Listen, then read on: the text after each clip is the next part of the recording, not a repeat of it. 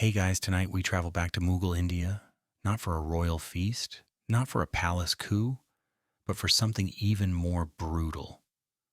Laundry day. That's right. You're about to spend the next hour elbow deep in dirty robes, damp courtyards, and some truly suspicious stains. The good news, you won't be alone. There's an entire cast of barefoot washerfolk, cranky aunties, and scandal-ridden pillowcases here to keep you company. The bad news. If you mess up the Queen's dupatta, you probably won't survive this. So before you get comfortable, take a moment to like the video and subscribe, but only if you genuinely enjoy what I do here. And don't forget to drop your location and what time it is, where you are right now. I love seeing how far these sleepy little stories travel. Now dim the lights, maybe turn on a fan for that soft background hum, and let's ease into tonight's journey together. You wake early, just before the heat begins.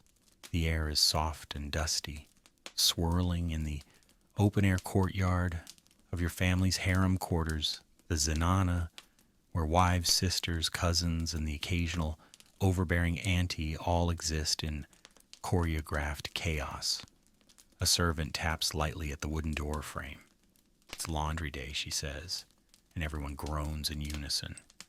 You sit up, rubbing your eyes, already dreading what's ahead, the sorting, the scrubbing, the scrutiny. The first task, water. Huge terracotta matkas, round-bellied jars, need to be refilled from the well before the sun gets too cruel. You and two others take turns with the pulley, the rope fraying in your hands, the bucket creaking as it climbs. Every slosh that spills onto your skirt is a small insult from the gods. By the time you stagger back inside, your arms ache, and your blouse sticks damply to your back. In the main courtyard, it's organized chaos. A worn cotton sheet is spread across the mosaic tiles, where dirty clothes are being dumped in small mountains. Crumpled salwar kameez, sweat-ringed turbans, sleep-stained nightshirts, and some surprisingly luxurious silks that someone definitely wasn't supposed to wear during last night's kitchen fire drama. Auntie Zara oversees the sorting like a general preparing for battle.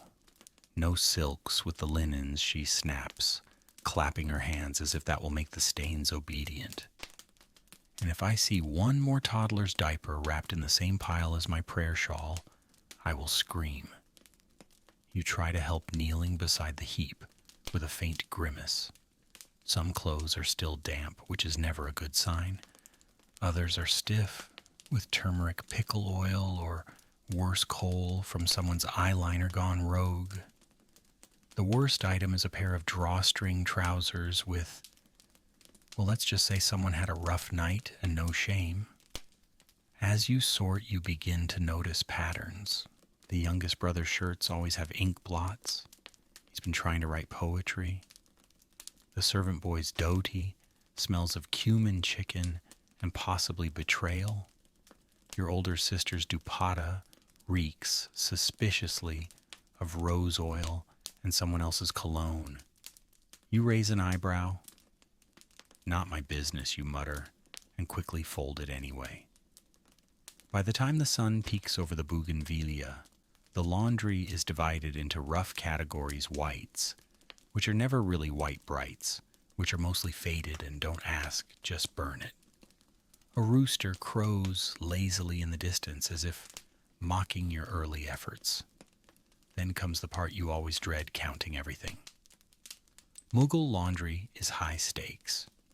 You must track what leaves the house and what comes back, or else face your mother's wrath when her favorite shawl goes missing.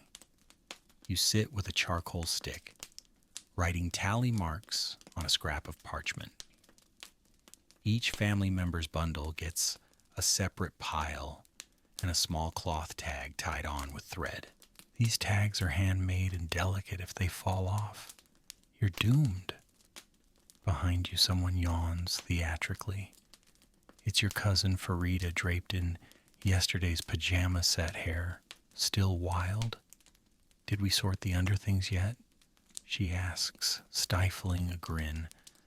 I want to make sure mine don't get mistaken for that dreadful maid's again. You give her a pointed look. Maybe if you wore less scandalous embroidery on them.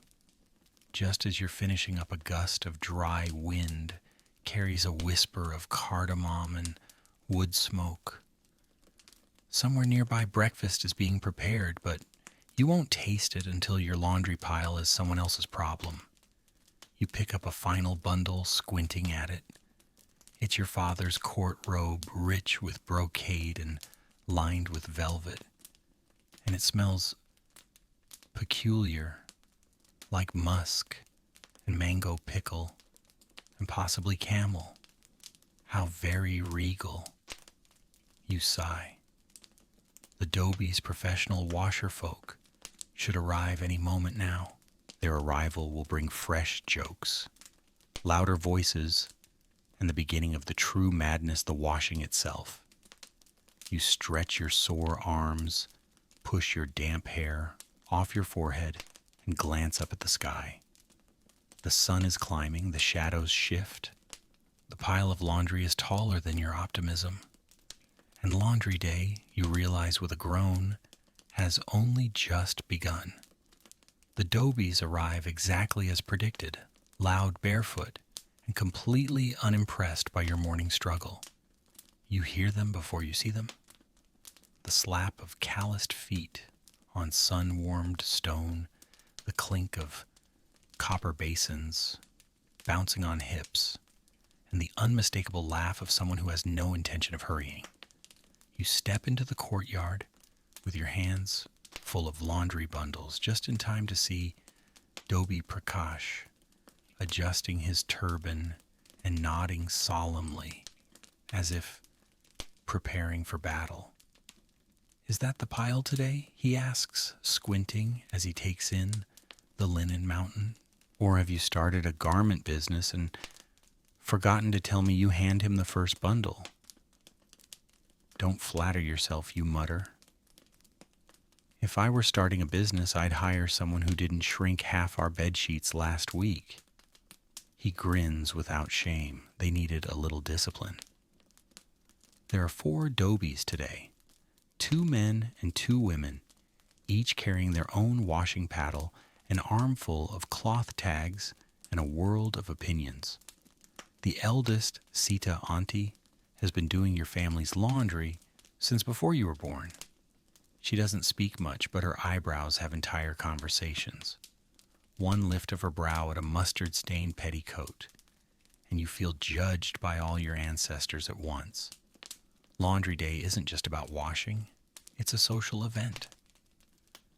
As the Dobies settle in to sort and haul, they share rumors and poke gentle fun at the household. Someone had a spicy dinner, one of them notes, holding up an undergarment with 2 fingers. And someone else needs to learn what a napkin is. You pretend not to hear them. You're already thinking ahead, counting bundles again, in your head, making sure nothing vanishes. It's not paranoia if it's happened before. The Dobies work by a strict caste system. Washing clothes in Mughal India is not a casual chore, it's a hereditary profession. The Dobie caste, often viewed as unclean by the higher classes, performs a critical service. But their status remains low, despite knowing every secret the fabric holds. They are not invited into temples. They are not allowed to eat from the same plates. Yet here they are carrying the silk that clings to royal skin. You watch as they sling bundles over their shoulders and start the walk toward the riverbank, where the real magic or mayhem happens. Their pace is steady, practiced. You follow at a respectful distance, the sun already baking the dust beneath your sandals. There's a rhythm to this procession, like a parade of regrets and curry stains. On the way you pass other Dobie groups hauling laundry from different households. Some argue over soap rations. Others laugh at a particularly tiny pair of embroidered slippers. It's a shared chaos, and you wonder how anything ever makes it back to the right owner. The route winds past open bazaars and spice stalls, through alleyways scented with garlic and ghee. You catch glimpses of life beyond your courtyard, a goat chewing on a ledger, scroll a child chasing a kite made from sari, scraps a nobleman muttering to himself as his sandals slap against cobblestones. When you reach the riverfront, the scene shifts. Here, under the glare of the sun, laundry becomes sacred choreography. Dozens of dobies are already there. The Yamuna sparkles like a jewel, except the shallows are crowded with the chaos of washing. White cottons are draped across boulders to bleach in the sun. Lines of clothing stretch like flags between bent tree branches. Children dart between piles, helping or hindering depending on their sugar intake. And along the bank, the rhythmic thwap, thwap, thwap of paddles on stone fills the air like distant drums. Prakash turns to you, hoisting a bundle. You ever wash your own clothes? You snort. What do you think? Thought so. He grins. Then let me introduce you to a little Mughal spa treatment. You watch as he kneels at the water's edge, unwraps the bundle, and begins dunking the garments one by one. Each item gets a thorough soaking, then a ritualistic beating against a flat rock. This isn't gentle rinsing, this is battlefield exorcism. Shirt, whack, robe, whack, dupatta, whack. Water splashes in wild arcs, catching the sunlight like tiny knives. You wince at the sound. Doesn't that ruin the fabric? Only if it's weak, he replies deadpan, just like people. There's an odd elegance to it, the way the garments twist in the air, the splash of water, the grunt of effort. It's strangely meditative, like laundry-shaped Tai Chi. Some dobies even murmur short prayers as they wash, half blessing, half bargain. May the mustard yield, one mutters.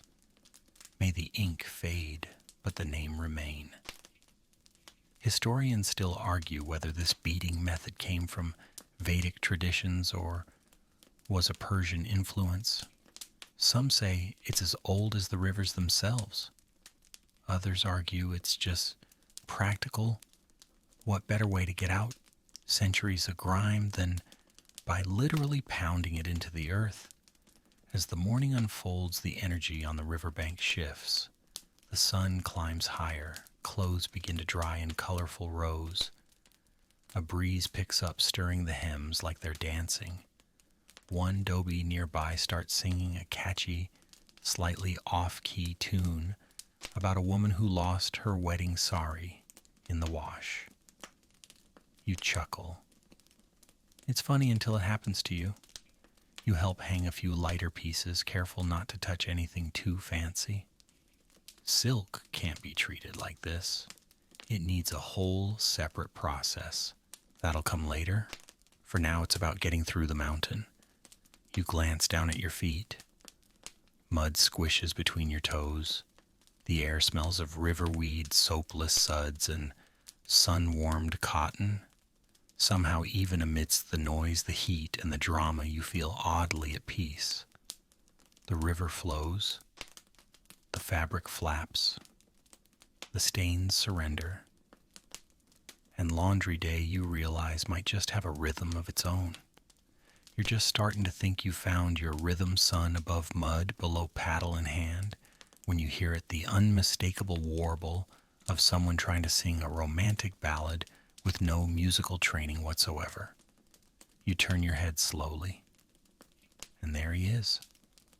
Dobie Ravi, 22 years old, a mop of hair permanently stuck in its rebellious teenage phase, shirtless and damp, wielding his washing paddle like a sitar. He belts out something about moonlight and betrayal as he slaps a shirt against the rock with all the intensity of a lovesick goat. The women washing next to him burst out laughing. One mutters, maybe if he sang to the stains they'd leave faster. Ravi winks at you. You do not wink back. Instead, you focus on the moment at hand, the arrival of fresh bundles from deeper within the household. Apparently, laundry day isn't just a one-time delivery event. No, it's an ongoing, evolving tidal wave. A second servant arrives sweating and apologetic with more garments wrapped tightly in muslin cloth. Last-minute additions, he says. You sigh. Of course. This new bundle includes something unusual. A quilted nightrobe embroidered with gold thread, a rare item meant for cold desert nights and chilly palace corridors. Washing it with the same technique used for dhotis and underskirts would be a disaster. You clutch it protectively and pass it to Sita Auntie, who peers at it with a kind of cautious respect. This is hand-stitched from Kashmiri pashmina, she says softly, turning it in her hands. We wash this one under shade with boiled rainwater and tulsi extract only. No river, no rock. Of course. Some garments are not just clothing. They're politics, gifts, status symbols, family heirlooms, and their care is extremely specific. Across the riverbank, the washerfolk are now hitting their stride. Literally. You watch with awe as a woman named Jaya manages to slap a bedsheet against the stone with such force it sounds like thunder. She's washing out her marriage problems. Prakash jokes under his breath. You find yourself curious about these dhobies. They work all day in wet clothes under the sun, surrounded by dirt that is never quite gone. And yet there's laughter, there's rhythm, there's pride. You ask Prakash how long his family has done this. 7 generations, he replies. My great-great-great-grandfather used to wash the tents of Akbar's army. That stops you cold. Really? Oh yes. Imagine scrubbing the mud off a tent the size of your courtyard. In winter. Did he survive? Prakash shrugs. Historians still argue whether he died of exhaustion or just ran away to join a dance troupe. And just like that, the seriousness dissolves again. Another shirt, another slap, another joke. But there's more going on than meets the eye. Over in a quieter corner of the bank, personal laundry is being dealt with. Not the queen's silks, not the official bed linens, the quiet everyday clothes of the dhobies themselves. You spot Ravi, yes, still humming, squatting over a modest bundle of his own 2 plain tunics, a single towel, and what looks suspiciously like a pink handkerchief with someone else's initials stitched in the corner. You raise an eyebrow. He catches your eye, then quickly shoves it under a pile of socks. Most dhobies take this chance to clean their few personal items during family jobs like yours. It's a small act of efficiency and rebellion. Technically, they're not supposed to. The rule is client garments only, but between petticoats and pillowcases, who's keeping track? You look away. Let him keep his secret. Laundry day is long and small. Pleasures are rare. By mid-morning, the piles have shrunk but not vanished. The sun is climbing mercilessly. Your blouse sticks to your ribs. Someone offers you a sip of cool tamarind water from a clay sarahi jug. You accept it gratefully. The jug sweats just like you. It's a moment of shared humanity. Then commotion. One of the children has tripped over a line of drying turbans, dragging them into the mud with the flair of a Bollywood stuntman. Mothers shout. Grandmothers curse. The child stands up completely unconcerned with half a turban on his head, like a crown. majesty, you whisper dryly. The other kids erupt in laughter. The mood shifts again, playful but tense. There's always pressure. Laundry is reputation. If a nobleman's collar is returned, wrinkled questions are asked. If a handkerchief is the wrong shade, someone gets blamed. The Dobies know this. They remember every garment story. Take the brown shawl currently drying on a low bush. You remember that shawl. It belonged to your cousin's former fiancé, returned in a box with a single wilted rose and zero explanation. Now it's being washed for re-gifting. You walk over and pluck a burr from its hem. Still smells like heartbreak, you murmur. Laundry day is personal. Every piece has a life. Some have secrets, and others have scars. As you help gather a set of half-dried undershirts, one catches your eye. A faint reddish blotch on the back. Not blood, not paint. Something else. You hesitate, then pass it to Sita Auntie. She doesn't ask. She just adds it to the rewash pile with a quiet nod. It's not your business. But someone's going to have explaining to do. By the time noon settles in like a hot, damp curtain, the riverbank has turned into something resembling a performance space. The laundry rituals of Mughal India aren't just work, they're practically spiritual. You're now standing at the far end of the washing stretch, watching a group of dobies arrange garments in concentric circles along the flat, sun-warmed stones.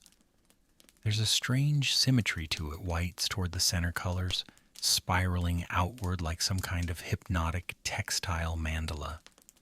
The Yamuna's edge laps gently nearby, and if you squint, you can almost pretend this is a peaceful retreat and not an open-air battlefield for garlic stains and grass smears. Nearby, a dobi named Lala crouches low, muttering under his breath. He dips his hand into a metal bowl filled with cloudy liquid, a soapless solution of ash, gooseberry pulp, and aged cow urine, and begins massaging it into a silk kurta with all the care of someone giving a sacred blessing. You wrinkle your nose slightly, but to his credit, the fabric is already starting to shine. You ever pray over your laundry? He asks without looking up. Only when I spill dal on something expensive, you reply. He chuckles. Then you understand. And just like that, you're invited into one of the quieter, stranger layers of this day, the borderline religious reverence given to the act of cleaning. It's not just about removing stains, it's about removing energy too. Bad karma, heartache, the lingering scent of a failed date. Some dobies believe that each garment holds emotion and that washing is a kind of rebirth.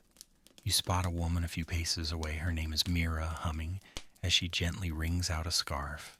She dips it 3 times in the water, turns clockwise, then beats it softly against the rock, whispering a mantra with each motion. You don't recognize the words. Maybe she made them up. Maybe it doesn't matter. Historians still argue whether such ritualized laundry practices were inherited from earlier Vedic customs or simply evolved out of habit and superstition. Either way, they persist, passed down like secret recipes or bedtime tales. And it's not all symbolic. The rhythmic beating isn't just for show. It's essential.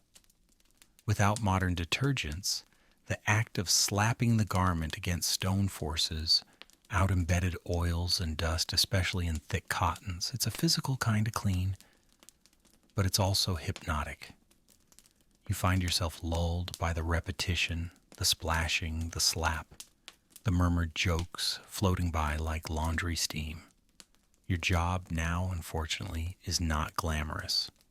You've been handed a woven basket full of partially rinsed linens and instructed to do the second dip, a process that involves re-immersing the clothes, giving them a final swirl, and then laying them out to dry.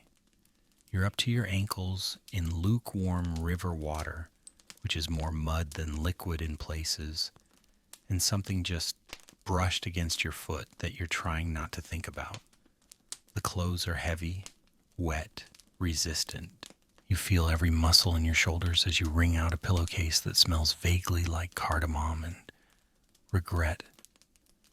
Still, there's a rhythm to it. Dip, twist, slap, spread. Dip, twist, slap, spread.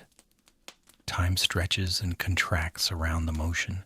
The sun is brutal now, high overhead and showing no mercy.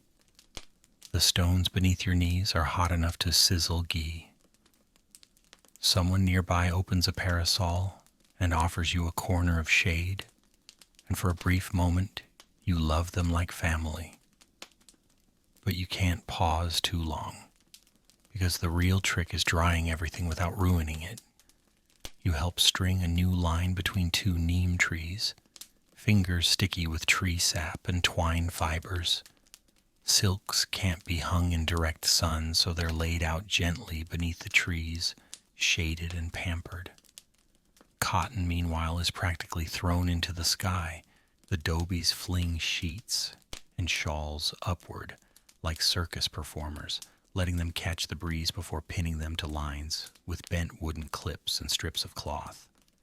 In the distance, a small group is setting out royal garments, gilded tunics, brocade veils, delicate underlayers of courtly attire. These are placed carefully on woven mats and lightly dusted with crushed neem leaves, which supposedly repel insects. One man kneels beside a velvet choga, fanning it with a palm frond to keep the color from fading. You'd laugh if it didn't look like a strange form of textile worship. Then a shout. Everyone turns. One of the younger dobies has just slipped in the riverbank mud, flinging a still damp angarka directly into the current. It floats for a second, bobbing like a lazy jellyfish, then starts to drift away. Panic. 3 people shout. 1 sprints. There's a splash. The angarka is saved barely, but now it smells suspiciously of fish. The owner will definitely notice. You help retrieve it and try not to laugh. At least it's cleaner now, you offer. You laugh now, Sita Auntie warns, eyeing the ruined collar. Wait until you're the one explaining to the owner. You make a mental note. Never bring your favorite clothes to the river. The rest of the drying process continues without further catastrophe, but the tension lingers. Everyone here knows what's at stake. The wrong smell, the wrong fold, even a missing button, and the dobies could lose a contract. Or worse, their honor. A single silk scarf ruined has caused family feuds. A shirt returned stained led to divorce once, at least according to Ravi, who might be exaggerating. As the shadows stretch longer and the breeze picks up the scent of sun-warmed cotton and muddied sandalwood fills the air, the garments dance gently on their lines. A dog barks in the distance. Someone offers you a roasted peanut from a pouch. It's not glamorous. It's not easy. It's definitely not efficient, but it works. And somehow, it feels like you're washing more than just clothes.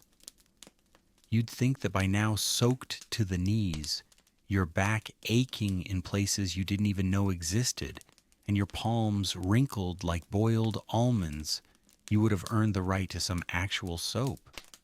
But you'd be wrong, because in Mughal India, there's no such thing as store-bought soap. Forget sudsy bars or bubbly liquids. What you get instead are formulas. Elaborate, storied, sometimes suspicious combinations of things that wouldn't look out of place in a medieval apothecary. You're handed a squat clay bowl filled with a grayish paste. It smells like someone tried to bathe a forest. Soap Prakash says, grinning. You take a tentative sniff. This smells like punishment. He winks. That's the neem bark talking. Welcome to traditional Mughal laundry chemistry.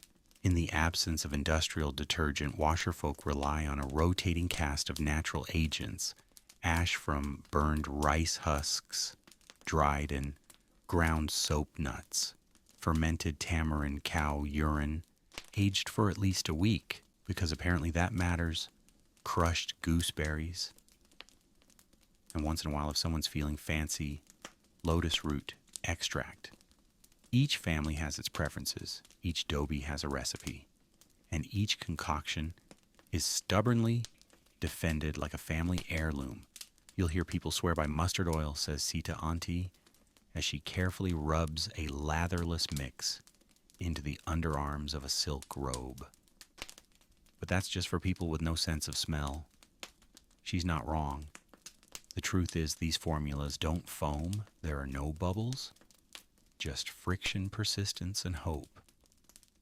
You try it yourself on a heavily stained cotton kurta. The neem paste is gritty and smells like boiled socks, but as you scrub, you realize it's working. Slowly, reluctantly, like a miracle that refuses to be rushed. You turn to Mira, who's working on a blanket that once saw a spilled bowl of lentils and never recovered. Is this really better than soap? She shrugs. Depends. If you want soft hands, no. If you want clean clothes and angry spirits chased away. Angry spirits. Apparently in some corners of society, people believe certain stains aren't just physical, they're spiritual. A curse, a betrayal, a bout of jealousy soaked into the thread, and only sacred cleaning mixtures can get those out. Historians still argue whether this belief originated from older animist traditions or from imported Persian notions of spiritual cleanliness. What's clear is that laundry here is not just practical, it's ritualistic. You find yourself looking at clothes differently now. That blouse isn't just stained. It's been through something. That scarf smells like sandalwood, yes, but also like grief. That handkerchief frayed at the edges, embroidered with a single red flower, isn't dirty. It's lonely. Of course, not all soapless methods are poetic. Take the cow urine mixture, for example. Revered for its supposed antibacterial properties, and absolutely despised for its smell, it's used mainly on whites, not because it works better, but because it scares the color out of anything it touches. Also, possibly, the neighbors. As you watch Prakash dip a dish rag into the golden solution with an alarming lack of hesitation, you ask, "Doesn't it bother you?" He shrugs. After 10 years, your nose gives up. That seems unfortunate.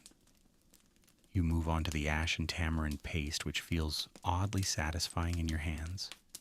It scrapes, gently lifts oil, and doesn't smell like barnyard, which is already a win. You apply it to the hem of a cotton sari that's been through some things. It has wine stains, grease smears, and what might be mango chutney or blood. You don't ask. While you work the conversations around, you continue. Someone is gossiping about a noblewoman who refuses to wear anything washed with ash. Someone else swears by dried lemon peel mixed with boiled banana skins. A third doby claims his grandmother once removed a curry stain from royal sheets, using only moonlight and spite. You believe it. Then comes a new challenge, metallic thread embroidery. A bundle of particularly delicate robes arrives rich with gold and silver thread that gleams even beneath the grime. Washing these is a whole new game. You're warned not to scrub, not to soak, not to even look at them too harshly. Instead, you learn to dab and whisper. You take a soft cloth, dipped in rose water and tamarind pulp, and press it gently into the fabric. It's like washing a memory, careful, respectful, terrified of loss. You hold your breath the whole time. Why even wear these if they can't be washed? You mutter. Sita Auntie gives a dry smile, because sometimes being seen matters more than being clean. Touché. It's almost afternoon now. The sun has moved slightly, casting longer shadows across the drying grounds. The air smells of drying fabrics and distant cumin smoke. You pause to stretch your fingers, which are cramping from too much twisting and not enough respect. A dragonfly lands briefly on a nearby scarf. Its wings shimmer. You blink. Maybe you're hallucinating from the cow urine fumes. And then from the other side of the riverbank, someone yells, "Where's the silk undercoat with the green trim?" Everyone freezes, because when you're dealing with dozens of bundles, hand-mixed solutions, no labels, and 5 different soap recipes, things go missing. You glance at the piles. No green trim in sight. Someone's about to be very, very annoyed. The moment you hear the phrase green trim, your stomach knots. You know that undercoat. It belonged to Begum Nargis, one of the higher-ranking women in the royal household, beloved by the emperor, feared by most humans, and perhaps most importantly, extremely fond of that particular silk garment. It wasn't just any undercoat. It was custom dyed with indigo and crushed marigold, giving it a seafoam green that shimmered like envy under candlelight. If it's been misplaced, someone's reputation and possibly livelihood is going to end up under the paddle. Immediately, Prakash starts rifling through the drying lines, muttering to himself, green trim, green trim. Where's the damn language, Sita? Auntie cuts in without looking up. You join the search. Under layers of whites, beneath a length of drying muslin, next to Ravi's mysteriously pink handkerchief, you peek, pat, and panic. Then suddenly, you see it. Or at least what's left of it. The undercoat is hanging from a low branch, half dried and deeply wrinkled, bunched oddly at the hem. Worse still, a faint shadow of something orange, perhaps saffron, perhaps curry, has bloomed on the back like a tiny malevolent flower. You freeze. Oh no. Prakash notices your expression and follows your gaze. Oh no. Ravi walks over, peers at it, and shrugs. Could be worse. It's a royal garment, you hiss. Worse is prison. You exaggerate, he says. You don't. In the Mughal court, clothing was a language and silks were its poetry. Colors signified rank. Embroidery signified wealth. The way you folded your shawl could suggest piety or rebellion.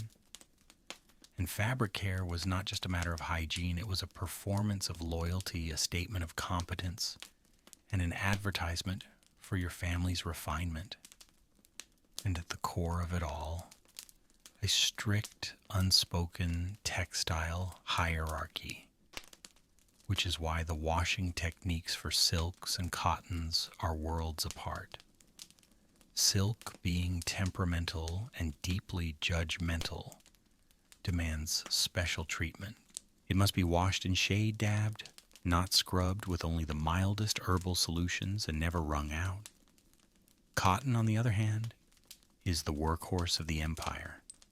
Beaten, slapped, boiled, bleached. It's up for anything. Resilient, humble, and far more forgiving of human error.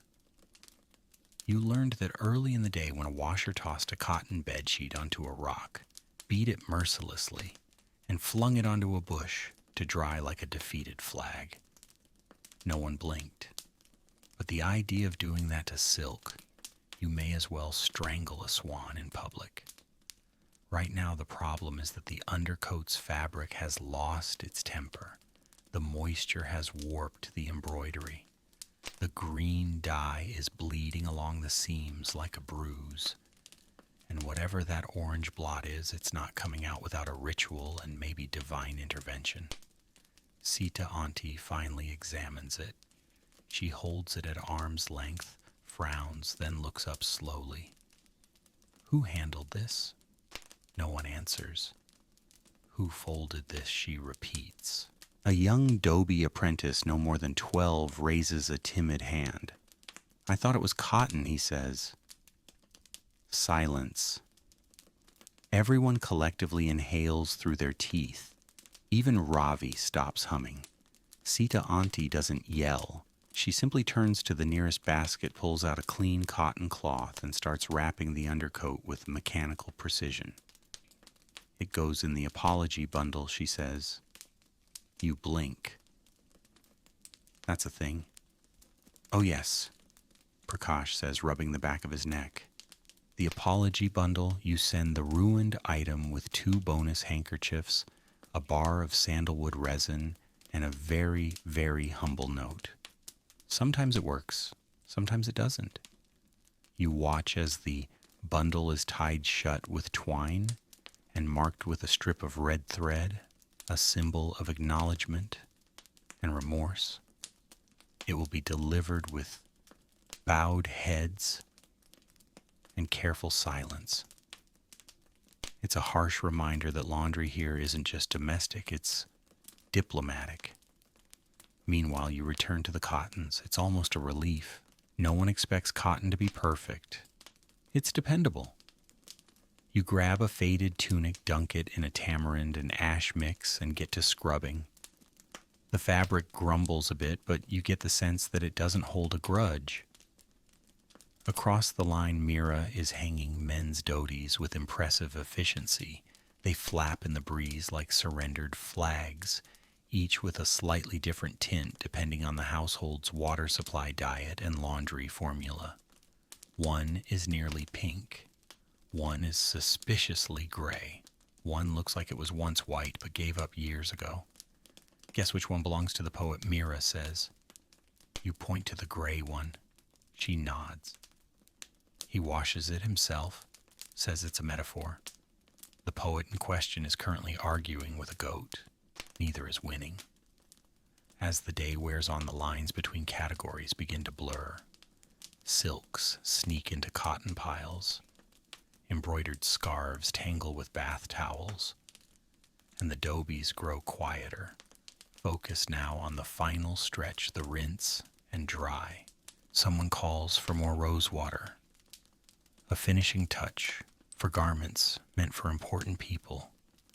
A boy delivers it in a brass pot, and it's dabbed gently onto collar sleeves and hems, leaving behind a scent that says, yes, this went through fire, water, mud, and possibly betrayal, but now it smells like serenity. You wipe your hands on your skirt and glance at the sky. The light is changing, the color of late afternoon. And though your fingers ache and your patience is running on fumes, you look at the rows of fluttering clothes, the slow sway of linens like prayer flags, and think, maybe there's something beautiful in all this chaos. The silk is sulking, the cotton's content, the apology bundle is on its way. Laundry day rolls on, just when you think things have finally stabilized, when the silk is sulking in its apology bundle, the cottons are sunbathing peacefully, and the gossip is fading into background murmur. A single low rumble rolls through the sky. You freeze. Another follows deeper now. Then comes the wind, dry at first, then wet with warning. Every dobie in a half-mile radius looks up in perfect unison like synchronized prey, sensing a predator. You do the same. Over the tree line, a wall of dark clouds creeps forward, low and swollen, like a curtain of doom being drawn across the afternoon. And just like that, laundry day becomes a race against the monsoon. It happens quickly. In India during the Mughal era, as now rain isn't a whisper, it's a battle cry. You've seen what happens when drying garments are caught in the downpour. Colors bleed, mud splashes. That riverbank that looked so serene just a few minutes ago, will soon become a swamp where silk goes to die. The first drop hits your wrist like a flick. You look down, then up. Move, someone yells. And just like that, the stillness explodes. Dobies and helpers spring into action. The drying lines are yanked down. Bundles are gathered like babies in a house fire. Children scream with glee while adults scream with anxiety. Linen gets shoved into baskets so fast it forgets what order it was in. You grab 3 half-dried kurtas, toss them into a sack, and sprint toward the shaded area beneath a temple overhang that doubles as emergency laundry shelter. By the time the first full splash of rain hits the stone path, half the garments are rescued. Half. The rest, let's just say you'll be explaining a few new dye patterns to the house matriarch later. Inside the temple alcove, chaos continues, now moist and steaming. Wet clothes, wet feet, wet tempers. The air smells of petrichor panic and someone's forgotten sandalwood rinse. Ravi bursts in carrying what looks like 4 pillowcases and a mango. This was in the washing pile. You stare at the mango. Was it wearing clothes? He shrugs. Who knows, it's clean now.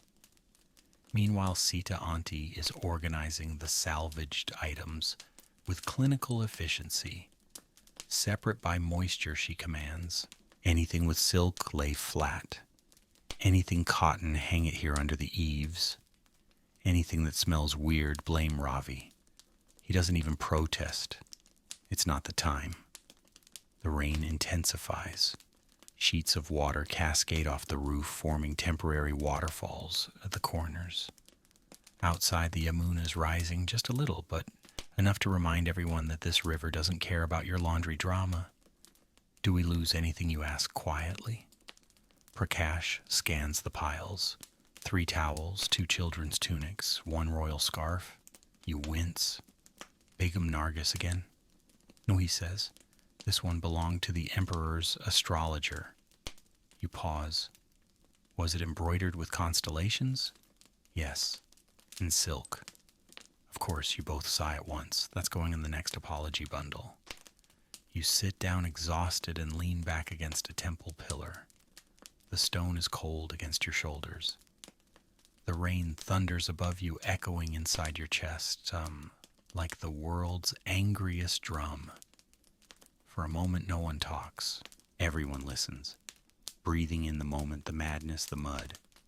It's oddly peaceful, until a voice pipes up from the far side of the shelter. What if we just say, it was never delivered? It's Ravi. Of course it's Ravi. He's met immediately with 3 cushions thrown in his direction. You look at your hands, raw, wrinkled, still holding a half-folded tunic that now smells like damp basil. The rain has flattened everyone's hair. One of the Dobi children is curled up under a sari like a makeshift tent, asleep on a pile of still warm robes. And somehow, amidst the stress, the soaking, and the missing planetary scarf, there's laughter. Tired, tangled laughter. The kind that only comes after near disaster, has been narrowly avoided. Someone passes around a tin of spiced puffed rice. It's damp. No one cares. You glance toward the mouth of the temple, where the storm shows no sign of slowing. The roads will be flooded soon. The river might spill onto the lower bank. Nothing else will dry today. But you're okay with that, because in the world of Mughal laundry, flexibility is survival. Rain is inevitable. You work around it. You forgive the damage. You fold the half-damp, vaguely curry-scented sari and make peace with the fact that it'll have a crease down the front tomorrow. Maybe it's fashion now. You lean your head back. Close your eyes for a moment. Let the sound of rain drown out everything else. And just when you start to feel truly relaxed, just when the tension melts from your shoulders, You remember you still have to rewash everything that got wet. The rain doesn't last forever, though. It certainly tries. By late afternoon, the clouds begin to sulk off toward the horizon, like a guest who wasn't offered seconds. The downpour softens to a drizzle, then to mist. Steam rises from the stone paths. The Yamuna River shimmers, with leftover agitation swollen and smug as if pleased with its day's mischief. You step carefully out from the temple overhang. The ground squelches beneath your feet, and your toes immediately regret the decision. Still, there's no choice. It's time to assess the damage and get back to work. And that's when you see him again. Ravi, shirtless, grinning and currently scrubbing his own clothes in a corner of the riverbank with all the discretion of a cow dancing in a pottery shop. You stare. Are those your underclothes? He looks up completely unbothered. Of course, what, you think I let someone else wash these? You glance at the rather threadbare garment he's holding. Frankly, I'm surprised you washed them at all. He sticks out his tongue. Everyone's got side projects. And indeed, personal laundry for the washerfolk is a time-honored tradition and a minor scandal in upper households. Officially, dobis are expected to focus solely on client garments. Their own clothes, if washed at all, are supposed to be done off hours or away from the public eye. Unofficially, everyone knows it happens. You look around and begin to notice the small signs. A simple linen tunic draped over a tree limb, not tagged, not perfumed, just drying quietly in the shade. A woman discreetly wringing out what appears to be a patched petticoat behind a barrel. A young boy trying to scrub his only pair of trousers while keeping one eye out for Sita Auntie's laser gaze. You don't blame them. After all, if you spent 12 hours cleaning other people's finery, wouldn't you sneak in a rinse of your own shirt? Still, it's risky. If the wrong garment gets mixed in, returned by accident, or even worse, improved upon, too obviously, people get suspicious. There was once a case, so the story goes, of a courtesan's sequined blouse vanishing for 3 days, only to reappear slightly brighter and cleaner than before. The implication someone had borrowed it, temporarily, and very carefully. Prakash walks past with a bundle of damp dupattas and sees you staring at Ravi. Don't worry, he mutters, he does this every time. It's like laundry therapy. You chuckle. Does he sing while doing it? Like a wounded peacock. Sure enough, Ravi begins humming again. This time it's a tragic love song involving a lost slipper, a monsoon evening, and a betrayal involving pickles. You try not to laugh. Nearby, Mira is folding a small pile of freshly cleaned baby clothes, soft cotton dyed with natural indigo patterned with tiny hand-blocked elephants. They're not part of your household's laundry. You ask her quietly, yours. She nods. My sister's little one. He threw up on everything twice. You help her fold the last tiny kurta, and the two of you exchange a quiet glance. Here in the muddy after-rain world of Mughal laundry day, personal and professional blur together. Laundry may be caste-defined work, but dirt is democratic. Everyone gets filthy. Everyone has something to clean, whether it's a nobleman's embroidered sash or a washerwoman's only sari. Of course, not everyone appreciates the balance. You overhear a servant from a neighboring estate whispering behind a column, saw them scrubbing their own tunics between our sheets. Can you imagine? You can. You also imagine they'd lose their minds if they knew Ravi sometimes dries his socks next to the emperor's undershirts. And here's the thing, sometimes even the clients benefit from the Dobie's personal stash. If a fancy dupatta goes missing, but an almost identical one appears in its place, cleaner, softer, with slightly more enthusiastic embroidery, does anyone really complain? Historians still argue whether this tradition of washerfolk quietly fixing or improving returned garments was a subtle form of social barter, or simply opportunistic laundering. Either way, the line between generosity and theft remains delightfully fuzzy. Back under the temple awning, the rescued bundles are being reorganized. You spot a familiar maroon shawl being shaken out and sniffed. Still smells like onion, someone says. That's just the natural scent of Uncle Catter, someone else replies. You start gathering garments that made it through the storm relatively intact. Some just need a touch-up rinse. Others will have to be completely rewashed. You wince as you lift a half-dried prayer shawl that now has a mud print shaped suspiciously like a chicken foot. Ravi saunters over. You missed a spot, he says. You hand him the shawl. What do I look like, a miracle worker? Yes, you reply, but a very underpaid one. Evening is approaching, and the golden hour spills gently across the fields. Wet clothes glow like backlit scrolls. The last rays of sun warm your face. And for a brief moment, you feel a surprising softness in your chest. Despite everything, the chaos, the confusion, the soapless disasters, there's a kind of joy here, a community of hands, a messy ballet of fabric and resilience. And somewhere nearby, Ravi is singing again.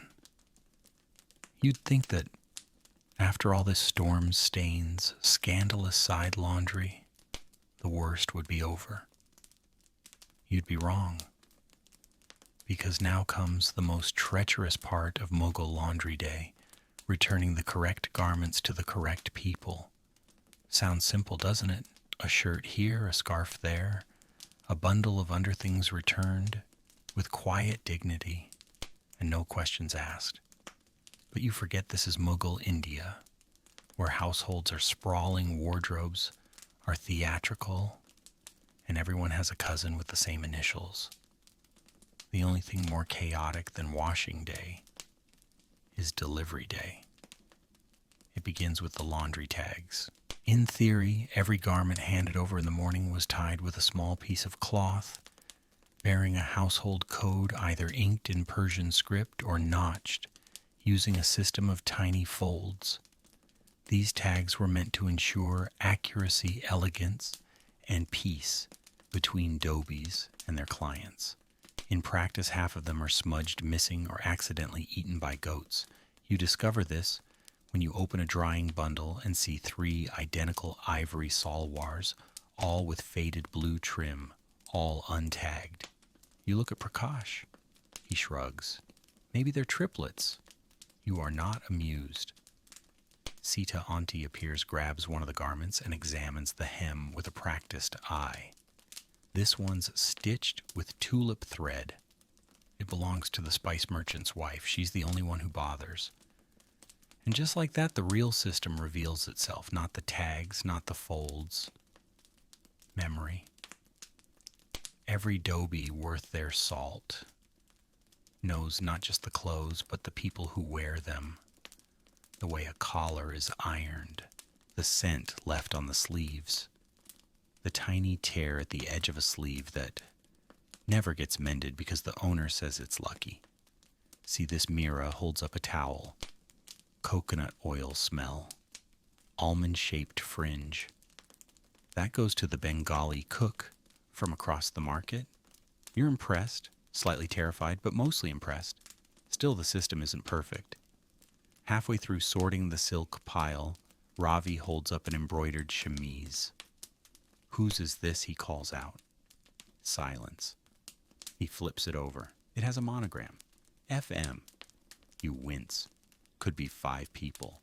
Sure enough, FM could mean Firoza Mumtaz, the scribe's daughter, Farida Malik, the stablemaster's wife, or Fatima Merunessa, the retired court poet who wears silk underwear just to write angry sonnets.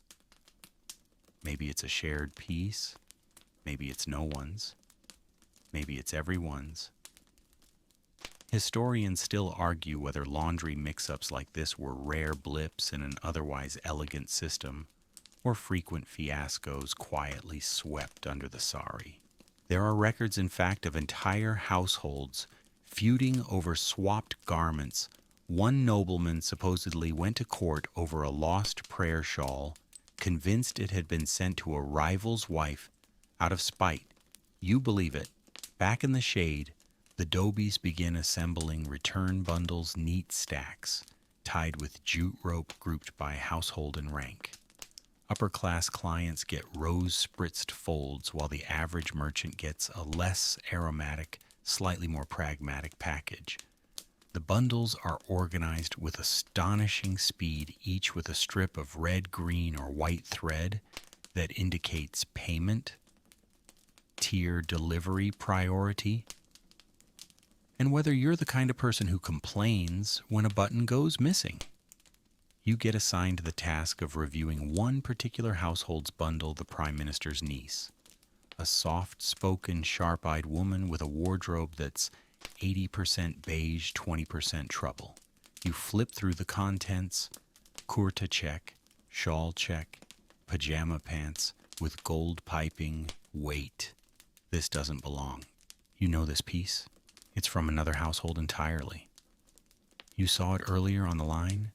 The signature fish scale embroidery pattern is unmistakable. It belongs to Auntie Majabine, who lives 3 alleys over and never lets you forget she once had tea with the emperor's aunt. You sigh. Someone's going to be annoyed. Again. And just as you're pulling it from the bundle, a note slips out. Folded between the layers of linen is a scrap of parchment. You unfurl it. It's a love letter. You blink. Read it again. Yep, it's a full-on moon-eyed declaration of devotion, signed with the initials AM. You glance at the fish scale embroidery. Oh no. You fold the note back in. Carefully, delicately. Then you tuck the garment into the correct bundle. No evidence, no drama. Laundry mix-ups are one thing. Laundry scandals are another. Nearby, Prakash is re-tagging a pile of undershirts with charcoal ink. You know what this job really teaches you? He asks. You raise an eyebrow. Everyone's laundry looks the same when it's wet. You smile, because it's true. Beneath the perfume, beyond the embroidery, past the velvet and the rank and the cast and the gossip, everybody sweats. Everybody spills. Everybody wears their clothes too long between washes when life gets complicated. The sun begins to dip. Shadows stretch.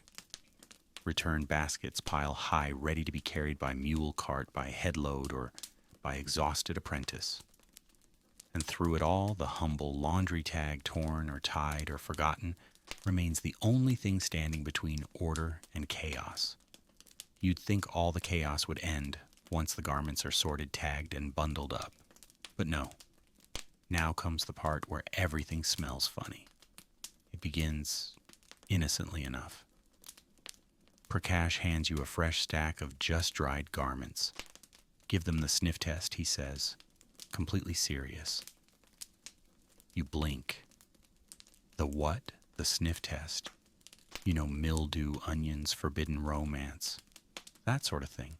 And so, with the dignity of a half-drenched aristocrat turned accidental Dobie assistant, you begin your new role, royal laundry sniffer. First up, a muslin kurta. Smells fine. Maybe a bit like cow smoke, but honestly, that's better than whatever lived in it before. Next, a dupatta with faded purple dyes. It smells divine. A swirl of saffron sandalwood and something floral, rosewater perhaps. You hold it up to your nose again just to be sure. It's faint, but the scent lingers. soft, rich private. Someone important wore this. Then you get to a tightly rolled scarf, still damp in the middle. You take a tentative whiff and immediately recoil. Mildew, you cough. With a side of fermented yogurt Prakash peeks over your shoulder. Ah, yes, that's from the librarian's son. He sweats in prose. Lovely. Sita Auntie swoops in and grabs the offending scarf, tossing it onto a separate rewash pile without breaking stride. That one needs clove and basil, maybe a brief prayer. You begin to understand scent is status in this world. Smelling clean isn't enough. Garments should smell refined, confident, like they've never known the inside of a dusty pantry or a 3-day-old curry pot. And that's where the finishing touches come in. Rosewater, sandalwood oil, jasmine essence. These are the perfumed tools of the Mughal laundry elite. Reserved for wealthier clients, of course, but occasionally dabbed on by more ambitious dobies who want to make an impression. Ravi hands you a brass bowl filled with liquid the color of amber. Want to try the fancy stuff? You dip a corner of a linen sleeve into the mix and gently wring it out. The scent is immediate floral, clean with a hint of wood smoke. It transforms the fabric into something luxurious. Something that whispers, "I've never seen a puddle in my life." It's not all rose petals and incense, though. One of the bundles smells off. Not terrible, just wrong, like someone tried to mask something with perfume and failed. You peel it apart and find a sorry, gorgeous pale blue and still slightly damp. You give it a deeper sniff. Underneath the surface of rose and musk, you catch a whiff of something pungent and familiar. Garlic, you call over Mira. This smells like dinner. She sniffs, nods, and frowns. That's the cook's wife. She wears her saris into the kitchen. But why perfume it if to pretend she didn't? You pause. And does it work? She shrugs. She thinks so. So you air it out near the edge of the shade, turning it over every few minutes, trying to coax the garlic back to the underworld. Maybe it'll fade. Maybe it'll just join the family of ambiguous laundry scents known collectively as herbal fusion. There's more than just odors to manage. As you go through the stacks, you begin to notice the distinct layering of laundry quality. The upper-class bundles smell exquisite rose-tinted robes folded with ceremony creases sharp enough to slice a mango. But the lower-tier items, still functional, still clean, just less adored. No perfume, no folded pleats, just bundles tied tight with reused string and silent practicality. You ask Prakash about it. He shrugs. It's the difference between washing for power and washing for survival. You nod, but still something about the contrast tugs at your gut. Then a surprise. You unwrap a faded cotton shawl, expecting the usual earth tone dullness, and find instead a tiny stitched design at the edge. A peacock no larger than a fingernail, rendered in indigo and copper thread. It's unexpected. Quietly exquisite. You run your thumb over it. Who does this belong to, you ask? Mira walks over, peeks and smiles. Widow from the spice market. She embroiders her own hems. But this piece, she says, it's for her. Not for show. Reminds her she still exists. And there it is. Even in the folds of simple cloth, there are stories. Quiet declarations. Hidden pride. You make sure it gets an extra touch of jasmine water before it's folded. Elsewhere, Ravi is muttering over a shawl that has, without question, acquired the scent of a goat. No one knows how. No one wants to. He bundles it up, sprinkles a full palm of crushed vetiver leaves inside, and mutters, "May the goat never return." Historians still argue whether the Mughals had standardized scenting practices or whether these fragrant flourishes were mostly local, inherited improvisations. What's certain is that a pleasant smelling garment could change someone's entire mood or disguise one. There are even whispered tales of servants hiding messages in scent, a drop of attar in the wrong place, or too much perfume used as a silent protest. Subtle sabotage wrapped in silk. As the final garments are stacked and tagged, you breathe deeply. The air now smells less like mildew and more like a Mughal perfume bazaar after a thunderstorm, roses, woods, herbs, and secrets. The bundles are ready, the scent of dignity restored. With the bundles finally perfumed, folded, and separated by household, you're allowed a moment to breathe, just a moment, because now it's time for ironing. Or rather, the Mughal version of ironing, which doesn't involve any electrical cords, steam bursts, or delicate settings. Instead, it involves hot bricks, flat stones, and the terrifying possibility of scorching someone's royal trousers into an abstract artwork. You're handed a large, shallow brass pan filled with glowing embers and a heavy iron press with a wooden handle that's already a little too warm for comfort. This Prakash says solemnly, is where wrinkles go to die and so do reputations. You stare at the glowing mass. Shouldn't there be training for this? He grins. Congratulations, you're now trained. You tentatively press the hot iron against a test cloth. It sizzles slightly, not a good sign. The Mughal approach to ironing varies. In wealthier households, the Dobis have access to special charcoal-filled irons, essentially portable furnaces with handles. These are heated with tamarind wood, believed to smell sweeter and leave less residue. In simpler homes, people press their clothes using smooth river stones, pre-warmed in the sun and wrapped in linen. You're using the hybrid method, a stone slab for stability and a fire pan iron for power. What could go wrong? Your first target is a humble cotton tunic. You spread it over the slab, hold your breath, and lower the iron. No scorch marks, no smoke. Victory. You move faster now, one garment after another. Shirts, robes, dupattas, all carefully ironed edges, sharpened like creases made of mathematics. When you manage to smooth out a full sari without a single wrinkle, you feel almost invincible. And then comes the problem fabric. It's a semi-transparent gold-trimmed veil, delicate as breath and expensive enough to buy a small goat. You eye it warily. One wrong move, and you'll leave behind an iron-shaped death mark. Sita Auntie appears at your side, uncharacteristically gentle. Use a cloth between, she advises, handing you a square of white muslin. You nod. The muslin buffer softens the heat, but the risk still makes your palms sweat. You slide the iron gently across the edge, barely making contact. Somehow it works. The veil flattens like it's exhaling. You smile amazed, then notice a mango-shaped scorch mark forming on the test cloth beneath it. Close call, too close. Next time Sita says, try less confidence. Nearby, Ravi is pressing a set of pajama pants with wild abandon.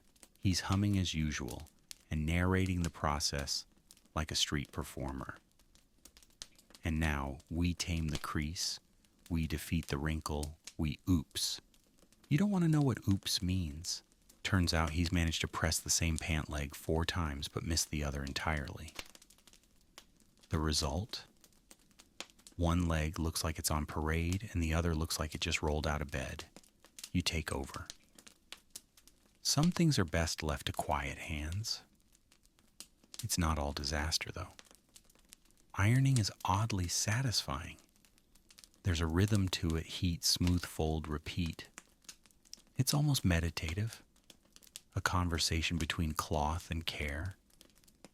And while most of your day has been about cleaning and sorting, ironing feels like the final transformation, restoring pride, order, and identity. Historians still debate whether Mughal ironing techniques originated in Central Asia or evolved from earlier Hindu domestic customs. Some say the flat stone method came from Persian caravan culture. Others insist it's purely local. Whatever the case, by the 16th century, iron-creased clothing was a sign of discipline and refinement, especially in court settings. There were even documented instructions for palace servants how sharply to crease, how many inches from the hem to fold, which direction the pleats should face, depending on day of the week. Yes, really. You try your hand at pleating a nobleman's formal scarf, soft wool, faintly embroidered, longer than most life choices.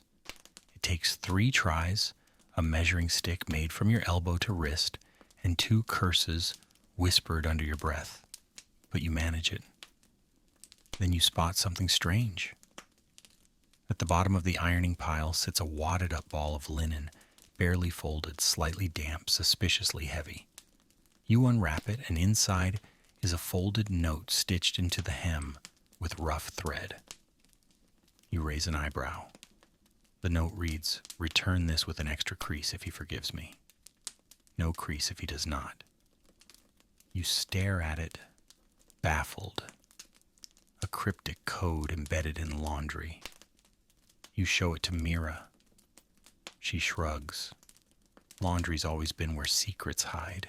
And there it is again, that feeling that this work isn't just about fabric.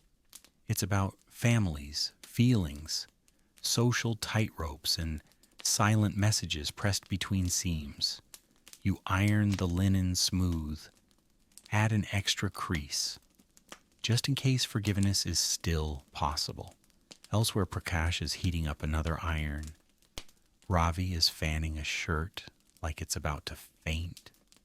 And someone's toddler has taken off with a pair of silk bloomers, wearing them as a hat. It's fine. The ironing's nearly done. Your wrists ache, your neck protests, and your feet are now permanently shaped like a stepstone. But the garments look beautiful. Straight lines, crisp folds, edges that hold their shape like memories. The kind of care that says someone respected you enough to smooth you out, and that in a world full of rumpled chaos is a small kind of grace. By now the air is thick with the scent of pressed fabric, faint smoke from dying coals, and just a hint of something floral. Probably that sandalwood rosemary rinse Ravi accidentally spilled on his own pants. Again. You've ironed, folded, sorted, and possibly sweat out half your body weight. Surely this is the end. But no. Now comes the task that unites empires and overwhelms generations, folding and packing everything just right. And let's be clear, this isn't the lazy roll and shove technique you use at home. No, this is Mughal precision folding, an ancient art form designed to impress mothers-in-law, win marriage proposals, and avoid lifetime bans from royal laundry rotation. You start with a stack of plain cotton kurtas, blessedly wrinkle-free after ironing. Prakash shows you the first fold, shoulder to shoulder, then sleeve to hem, then a tuck so tight it could be used to smuggle jewels. This, he says, is the pleat of respect. You nod, mimic him, and immediately create a crease shaped like a collapsed tent. Oops. It takes years, Mira offers, gently refolding yours with the patience of someone who's untangled 100 family feuds through fabric alone. You try again and again. Eventually, something close to symmetry emerges. It's not just about neatness. Every fold carries meaning. Fold a woman's dupatta too casually, and it implies carelessness. Fold it with too many creases, and it suggests she has no social engagements. Fold it with one elegant swoop and a single perfume dab at the center. You're practically sending a love letter. Historians still argue whether Mughal folding etiquette was strictly a courtly innovation, or if it filtered down through merchant and artisan classes over time. Either way, the standards are sky high. Now try the 1,000-fold sari, says Prakash, tossing you a 6-yard piece of midnight blue cotton with gold trim. You blink. It's long. Yes, he says. So's your life if you fold it wrong. You spread the fabric across the mat. It ripples like a flag in slow motion. You fold, pleat, fold again, tuck, rotate, second guess, sigh. It's more choreography than packing, somewhere between martial arts and interpretive dance. Ravi walks by eating a boiled sweet. Not bad, bit lopsided, but better than my cousin at her wedding. You pause. What happened? She tripped over her own sari and spilled mango lassi on the groom's uncle twice. You fold faster. Around you, the packing station buzzes with energy. Ironed bundles are wrapped in soft muslin cloth, secured with jute twine or in royal cases, silk ribbon dyed with natural pigments. Some are tagged with delicate painted labels. Others are stitched with family crests. You watch Mira fold a nobleman's court robe, then gently tuck in a sachet of dried rose petals. He likes the scent, she explains. Next to her, Sita Auntie folds a widow's shawl with quiet reverence. No ribbon, no scent, just clean lines and care. It's a kind of mourning all its own. Then you get to your most complicated task of the day, wrapping a Mughal bridal ensemble. The outfit consists of 5 layers: underskirt, main skirt, blouse, veil, and an ornamental scarf. All different fabrics, all heavily embroidered, all prone to crinkling at the sight of air. You lay them out, heart pounding. One wrong move, and the embroidery threads will snag like guilt. Step 1, inner garments. Folded tight, wrapped in unbleached cotton secured with red twine. Step 2, blouse and scarf. Folded with extra tissue, well-crinkled news leaf from Ravi's pocket. Don't ask, you use it anyway. Step 3, the veil. You lift it, press it, lay it flat like silk cloud over the bundle and exhale. Finally, you fold the entire ensemble into a muslin packet and seal it with wax, a floral imprint pressed into the surface using the end of your copper bangle. An improvised flourish, but it works. It's not just a parcel, it's a message. We saw you. We respected this. We handled it like a prayer. You look around. Piles are disappearing. The floor is visible again. The sun has nearly disappeared behind the neem trees. Golden light filters in like one last compliment before nightfall. And then a small disaster. From across the courtyard comes a yelp. Who packed the wrong angarka? You whip around to see one of the younger apprentices holding up a short floral men's robe meant for the house astrologer, currently nestled inside a merchant's bundle. I thought it was his, she wails. He wears florals, he wears stars and comets, not daisies. Chaos erupts. Prakash dives into the pile like a textile detective. Mira clutches her forehead. Sita Auntie mutters a curse in Sanskrit so archaic you feel your ancestors flinch. Eventually the bundle is reassembled. Crisis averted. Barely. You can fold perfectly Prakash size, but if you don't double check, you'll still get blamed. You believe it? Because laundry in Mughal India isn't just about cleaning or ironing or folding. It's about judgment. And if you get it wrong, the fabric may forgive you, but the owners won't. Still, as you stack the final bundles for delivery, your hands are steadier, your folds are crisper, and somewhere deep down you feel it, you're learning a language one crease at a time. The folding's done, the bundles are stacked, the irons have cooled. You're finally allowed to sit back and take a deep, victorious breath. But the laundry day isn't over, because now comes the most revealing part of the whole affair, the gossip. Not from the noble households, not from the palace kitchens, but from right here, the washerfolk themselves. The Dobie crew doesn't miss a thing, and they certainly don't keep it to themselves. You're lounging near a stack of laundry baskets, nursing sore wrists, when Mira plops down beside you and leans in conspiratorially. You know what I found today? You blink. Another hidden love note. Worse, a man's turban dyed with henna, but not just any henna. Someone mixed it with beet juice. Beet juice, like he was trying to grow hair through sheer willpower. You stifle a laugh.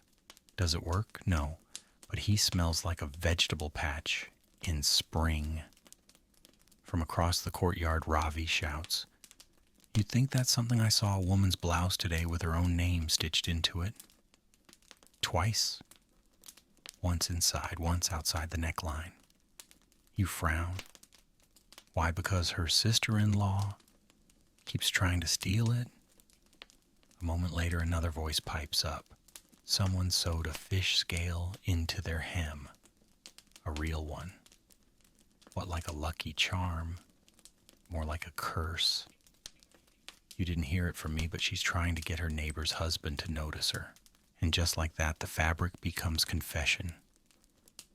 Because laundry doesn't lie.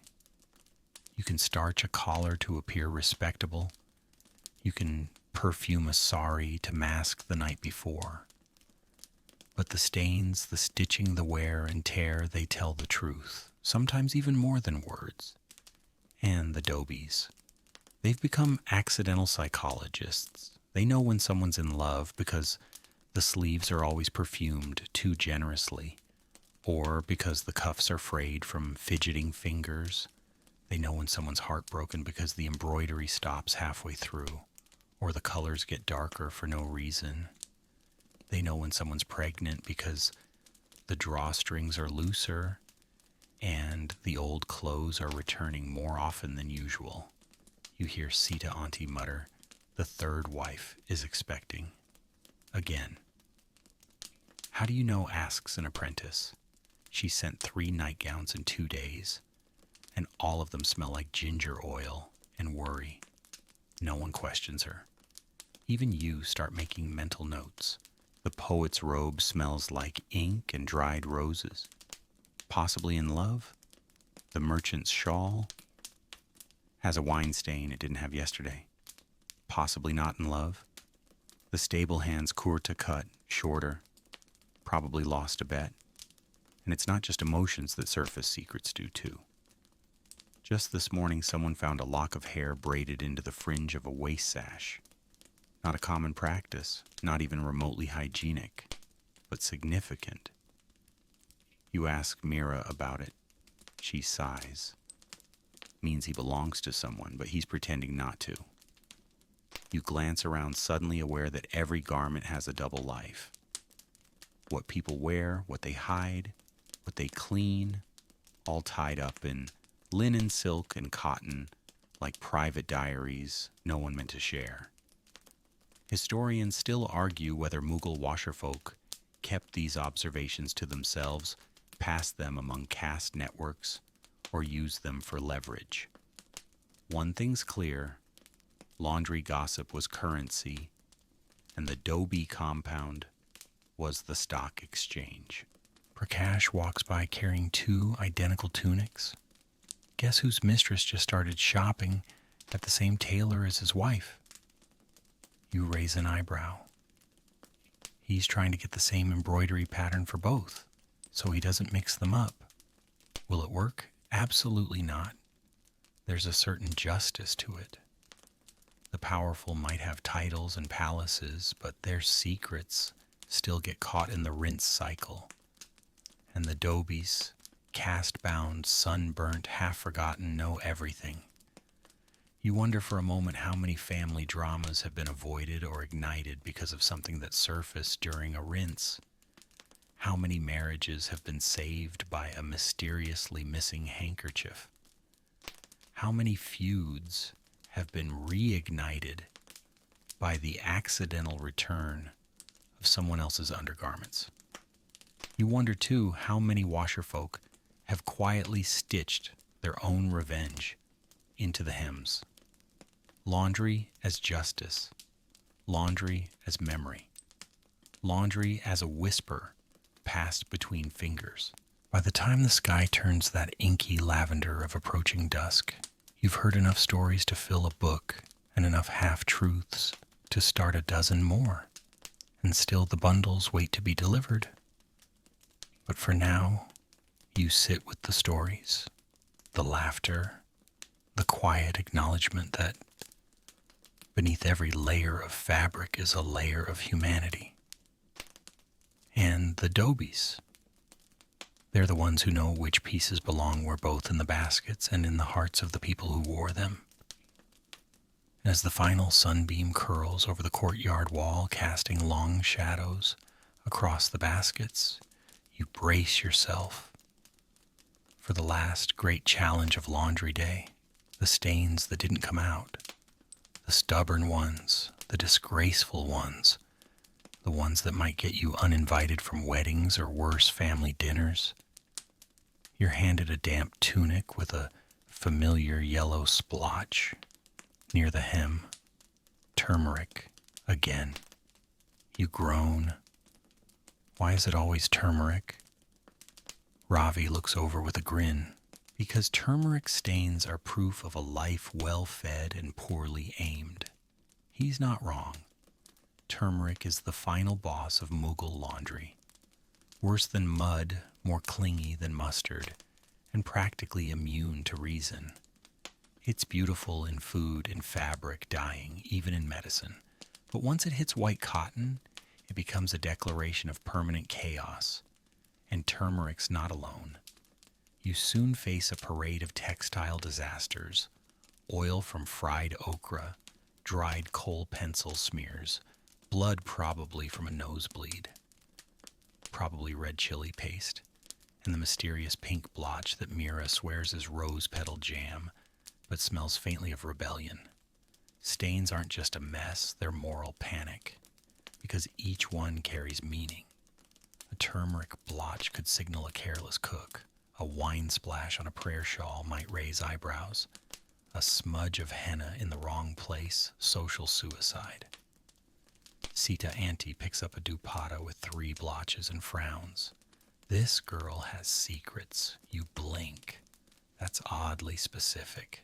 She points. Turmeric, so she's been in the kitchen. Oil means she was rushed. And this? She lifts a corner. That's lipstick. And it's not her shade.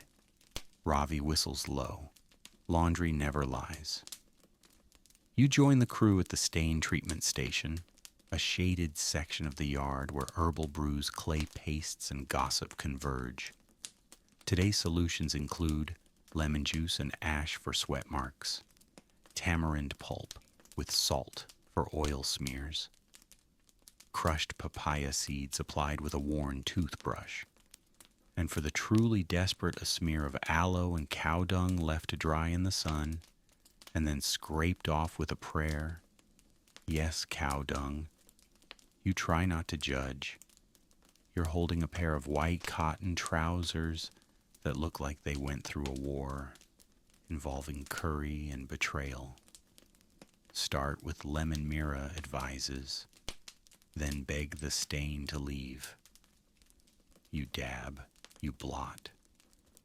You mutter threats. The stain refuses to budge. Historians still argue whether Mughal households had full-time stain removal specialists or whether the Dobies were expected to improvise.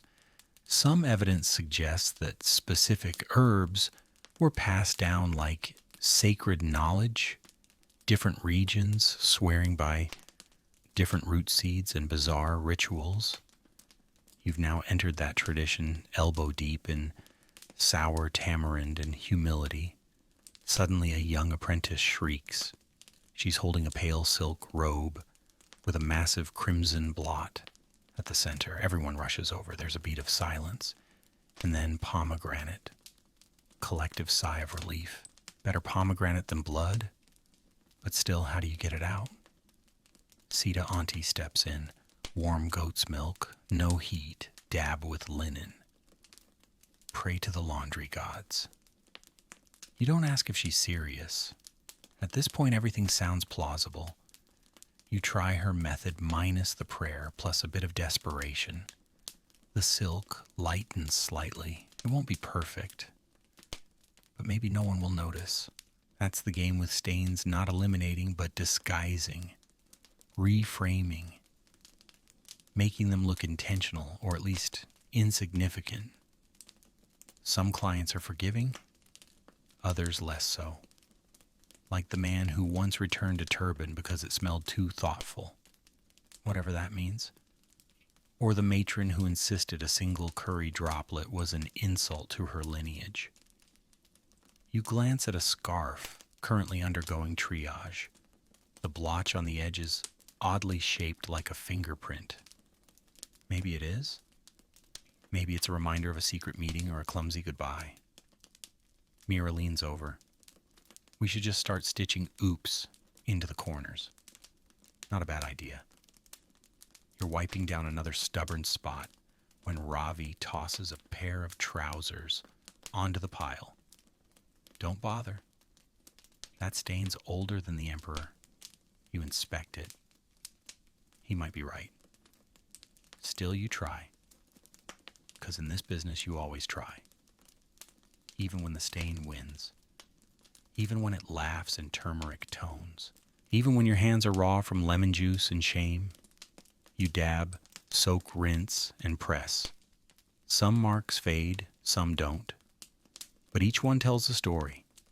And as the sky darkens to velvet blue, you look at the rows of garments, some bright, some blotched, all cared for, and feel oddly proud. Because you've learned something most people never do. Not everything can be erased, but it can still be folded, gently returned, with dignity, and worn again. And that's enough. Evening has arrived at last. The light turns syrupy, casting gold across the drying lines and making every silk and cotton shimmer like it's been blessed. You stretch your arms, aching in places you didn't know fabric could touch. The baskets are mostly full, the stains mostly faded, the folds mostly straight. And then comes the call. A soft bell from the palace's outer gate, followed by two frantic footsteps. A puffing messenger appears at the edge of the courtyard, his sash askew and panic clinging to him like humidity. They need the queen's robe, he gasps. Now, silence. You and three other dobies freeze mid-fold heads, turning like owls. Ravi drops the dupatta he's been smoothing. Sita Auntie stands up so fast her knees crack. What robe, you ask, though you already suspect. The red and gold choga, he says. The one with the phoenix embroidery. She wants it before sunset. You nearly pass out. The queen's robe. You saw it this morning tucked carefully into a bundle with 8 layers of tissue and a handwritten note that read, absolutely no perfume. Do not fold sleeve cuffs. Do not iron hem. It was washed delicately, rinsed in lotus petal water, whispered over like a sleeping baby, and then hung to dry in the shade under full guard. But you haven't seen it since. You and Prakash sprint toward the protected area where royal garments are handled separately. The robe is there, thankfully, but it's not ready.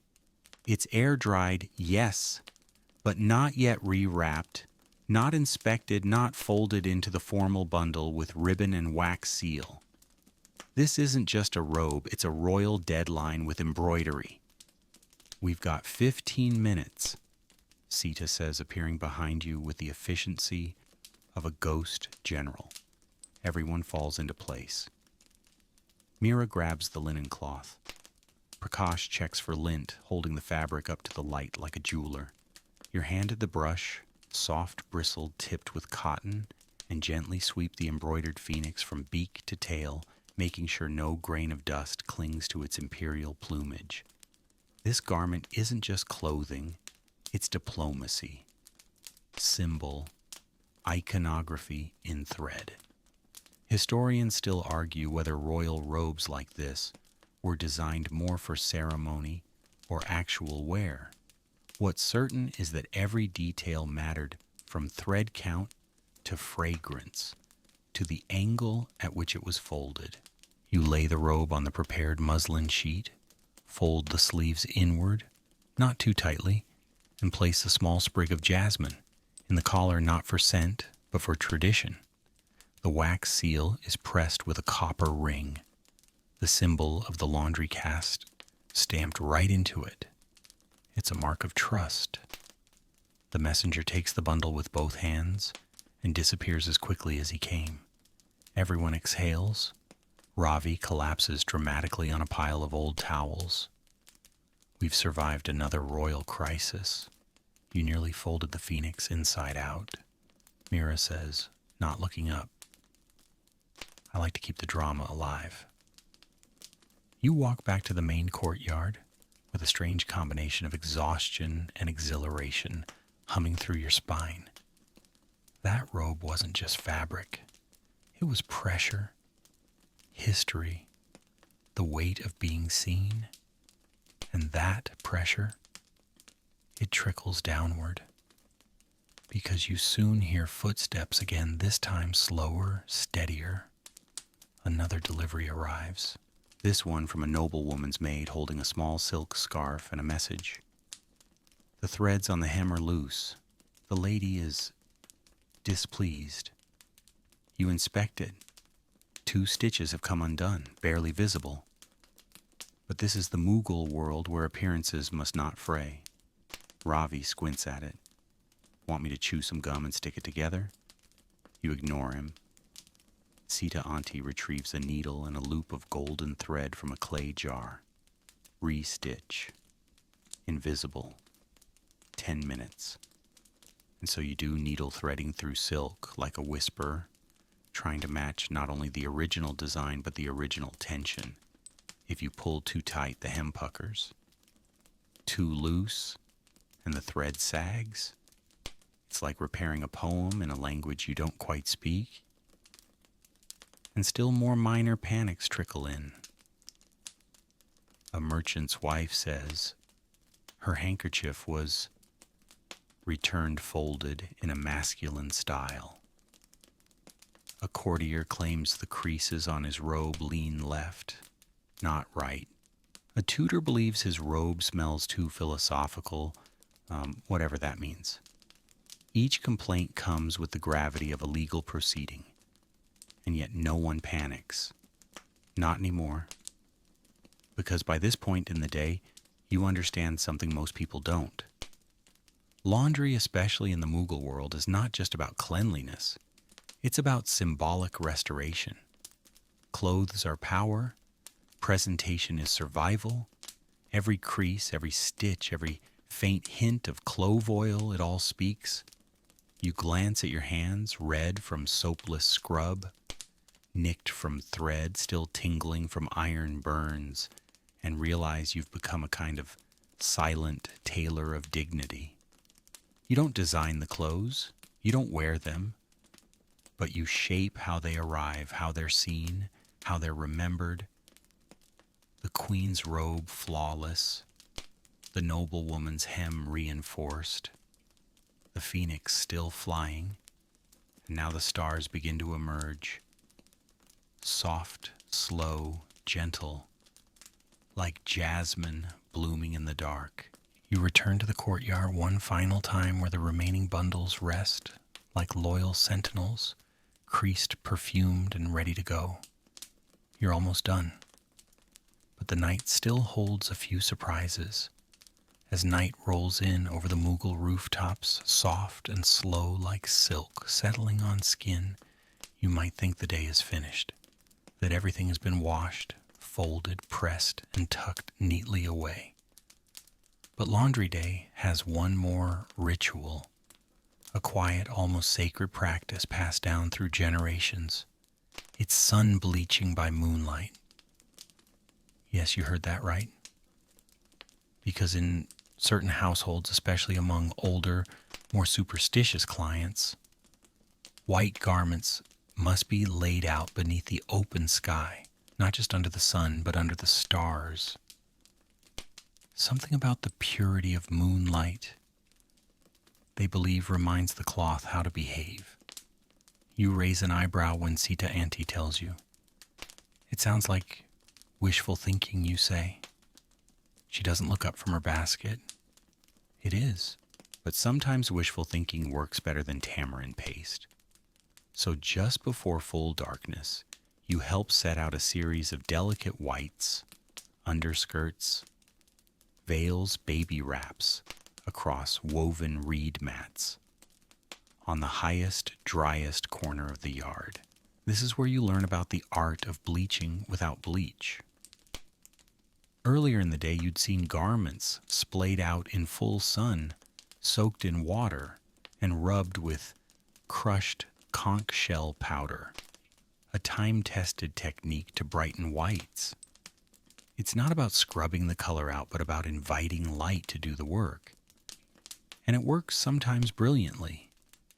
But for the truly discerning, those who believe fabric can hold energy the sun alone isn't enough. You lay down the first tunic and listen to the night sounds.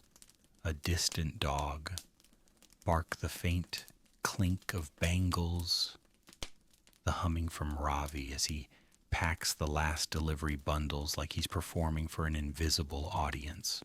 Prakash joins you with a bowl of finely ground fuller's earth, sprinkling just a little onto the damp fabric.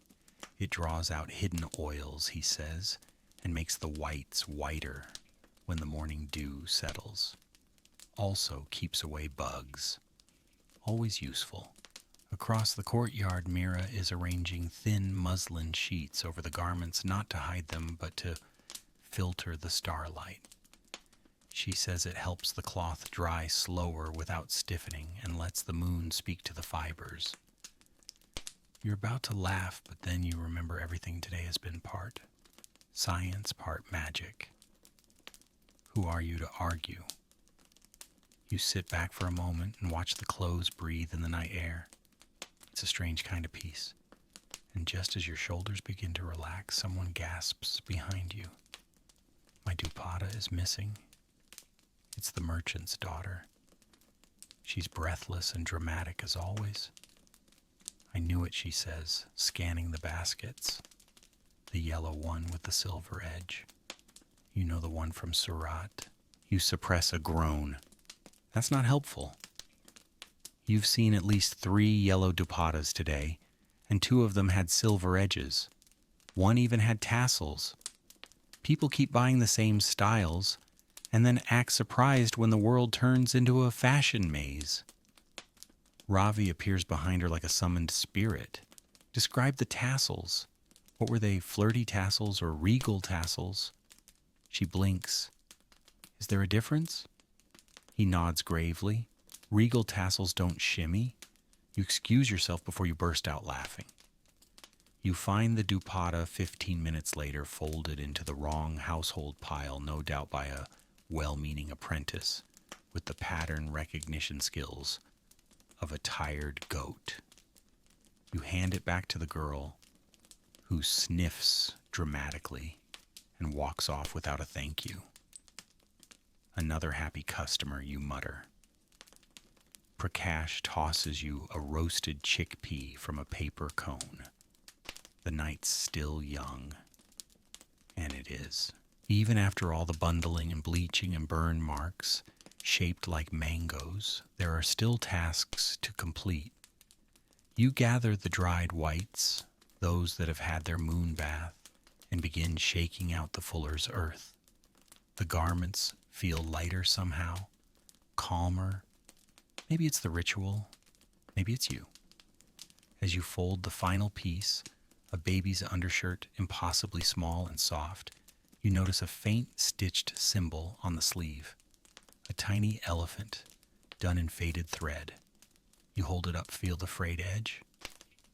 You've seen this shirt before, washed it twice, scrubbed out a milk stain once, repaired the neckline after a curious goat tried to eat it. It's just a piece of cloth, but it's someone's whole world. Laundry has a way of showing you the invisible parts of people's lives, their joys, their mistakes, their hopes, wrapped in 6 yards of linen and tied with humble string. You finish folding the shirt and tuck it into its bundle like a blessing. Somewhere in the yard, Ravi starts humming again, something low and off-key, a lullaby, or maybe a market tune. Sita Auntie drapes a final scarf over a reed mat and nods to herself satisfied. Meera has disappeared inside to pack her tools, and Prakash is feeding the last coals to the iron stove with the slow care of a man winding down. The stars blink overhead. The breeze carries jasmine and smoke. The moon does her silent work, and the laundry listens. The night is fully draped over the yard now, and with the moon riding high and the last of the robes tucked away, you begin to feel that sweet, deceptive lull that whispers, "It's over." But you should know better. Because just as you gather your shawl, thinking of sleep, a cry rings out from the far edge of the compound. Thief. Everyone freezes. For a moment, no one moves. Then a second voice shouts, more panicked, "My dupatta, it's gone." And just like that, laundry day becomes laundry drama. You run toward the commotion, joining a growing crowd. It's not often someone accuses theft in the Dobie yard. Mistakes, yes. Mix-ups every hour. But theft? That's a serious accusation. The woman in question is standing by her half-open bundle, eyes wide, hands shaking. I folded it myself. Yellow silk embroidered edge. Gone. Sita Auntie arrives stern as always. No one leaves until we sort this. You glance at Ravi. He's already inching toward the far wall, pretending to adjust a drying line. Ravi, you snap. "I'm innocent this time," he says. "Probably." Prakash sighs. Check all the piles. One thread out of place and Sita will know. And so you begin. You lift bundle after bundle, silk, scarves, folded too quickly, undershirts stuffed where they shouldn't be. The scent of jasmine, sweat, sandalwood, and suspicion hangs heavy in the air. But there's something strange. As you inspect one pile, a modest stack from a lower-tier household, you find not one but 2 yellow silk dupattas. Identical? Almost. One has a tiny stain in the corner. You recognize it. You treated it with lemon this morning? The other perfect? Impossibly so. Almost too perfect. You frown. This one's new. You hand both to Meera. She looks them over, then whistles. Someone's been swapping. Now the theories begin. Did a maid make the switch hoping to keep the cleaner one? Was it an apprentice tired of patching the same scarf over and over again? Or did someone slip an extra dupatta into their family's laundry pile hoping it would accidentally come back? Pressed and perfumed? It wouldn't be the first time. In Mughal India, where textiles are currency, fabric theft is an ancient art. There are tales of entire saris vanishing and reappearing dyed a different color, of noble women discovering their embroidery, copied by rivals, of washerfolk slipping discarded silks to seamstresses in exchange for secrets. Historians still debate whether these incidents were widespread or exaggerated urban legends stitched into everyday life. But down here in the yard, you see it happen.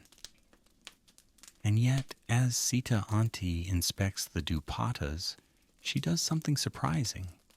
She says nothing. Instead, she folds both scarves slowly, methodically, and hands one back to the accused maid. "Tell your mistress the color faded in the wash," she says. "Tell her this one's the best we could manage." The maid nods, eyes downcast. She takes the scarf, disappears into the night. You don't speak for a moment. "Was it stolen?" you finally ask. Sita shrugs. "Probably. But we're not the police, we're the laundry." That's when you understand in this world sometimes justice is quiet, practical, folded. No one is perfect. Some stains don't come out. Some garments disappear. Some truths are too expensive to chase. Instead, you iron the creases, tie the ribbon, and let it go. You return to the last few bundles. Your hands move on their own now. Fold, press, stack, tie. It's mechanical, meditative, until you reach the last item of the night. A worn tunic, rough cotton sleeves, patched hem fraying. You've seen it before, belongs to a scholar who lives near the mosque. Always smells of ink and cardamom. This time, though, something's different. Inside the collar is a stitched line of poetry, barely visible, hidden in the seam. You lean in. It reads, "Though torn and threadbare, I carry his name." You blink. You never noticed it before. You fold the tunic gently. Lay it into the bundle like it's made of glass. Because sometimes the smallest things carry the most meaning. A hidden stitch, a quiet swap, a scarf returned with grace instead of blame. You tie the final knot. The piles are gone, the chaos has faded. The ground is swept clean, but the stories, they remain, woven into every hem, whispered through every fold, safe in the hands of the Dobies, the keepers of all things, soft, stained, sacred, and stolen. It's late now, the kind of late when the night hushes, even the dogs and the stars feel closer than people. The final bundles are tied, the accusations have faded into fatigue, and the Dobie yard is almost still. Almost. Because now comes the part that nobody wants to talk about, but everyone knows all too well. Payment. You'd think after all the labor, the soaking, scrubbing, bleaching, folding, ironing, and surviving multiple fabric-based catastrophes, that compensation would be simple, fair, gratifying. But in Mughal India, just like now, laundry payment is where things get messy. You're sitting by the delivery cart watching as Sita Auntie tallies the day's returns. She moves with the calm dread of someone who's dealt with 100 excuses before breakfast. "I thought I already paid you last month." This scarf looks smaller. Didn't I send fewer towels? One by one, the household representatives approach the table, some with coins, others with barter goods, and some with nothing more than apologies and promises that master will surely pay you next week. Ravi returns from a delivery with a bag of grain and a half-used stick of sandalwood. This is from the poet. Mira snorts. "Did he at least include a couplet?" "He did," Ravi says, and clears his throat. "The folds you ironed pleased my soul. Here's some rice to make you whole." You all groan in unison. Because here's the truth, Dobis are rarely paid what they deserve. They do the labor of purification. They are custodians of dignity, elegance, and reputation.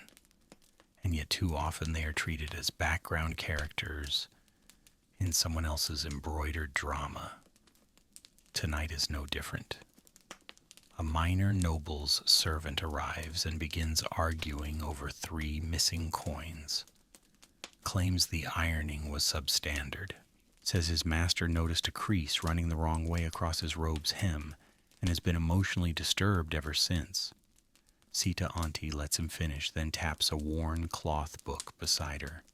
You owe 11 rupees and last month's perfume surcharge. But she doesn't blink.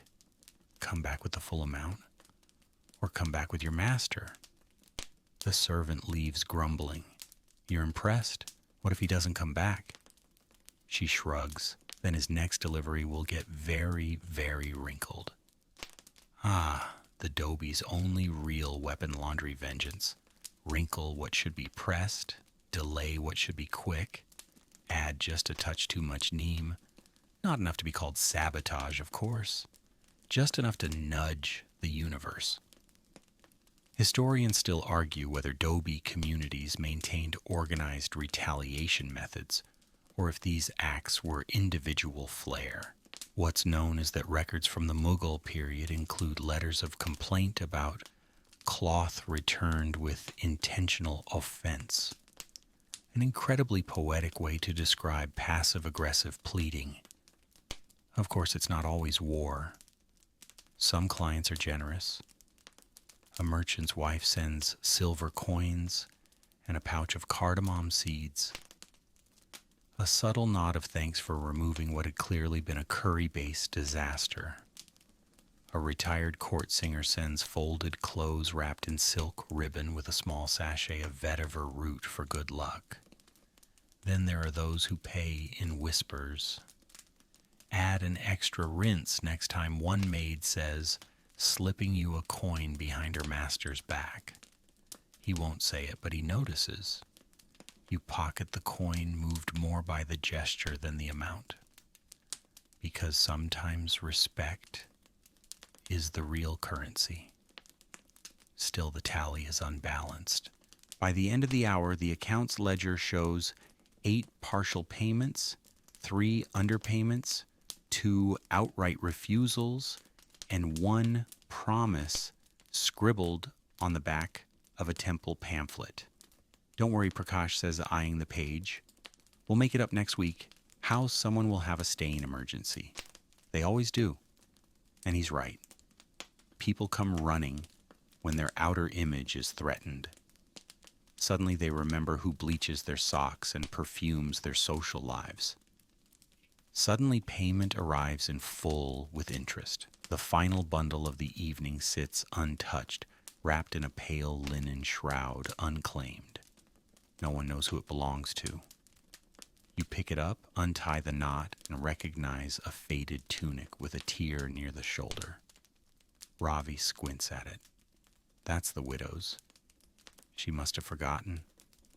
She always pays in thread, Mira adds. Fixes our cloth tags. You decide to walk it over yourself. The streets are empty now, glowing softly in the moonlight. You find her sitting on her veranda, weaving silently under a flickering oil lamp. She looks up, smiles faintly. You brought it back. You nod. It was folded with care. She runs her fingers along the stitching, I could tell. Then without a word, she hands you a bundle of new muslin tags, pre-cut and hand-pinked at the edges. It's a perfect trade. Back at the yard, the books are closed. The coins are tucked into the clay box. The ledger shows losses as it always does.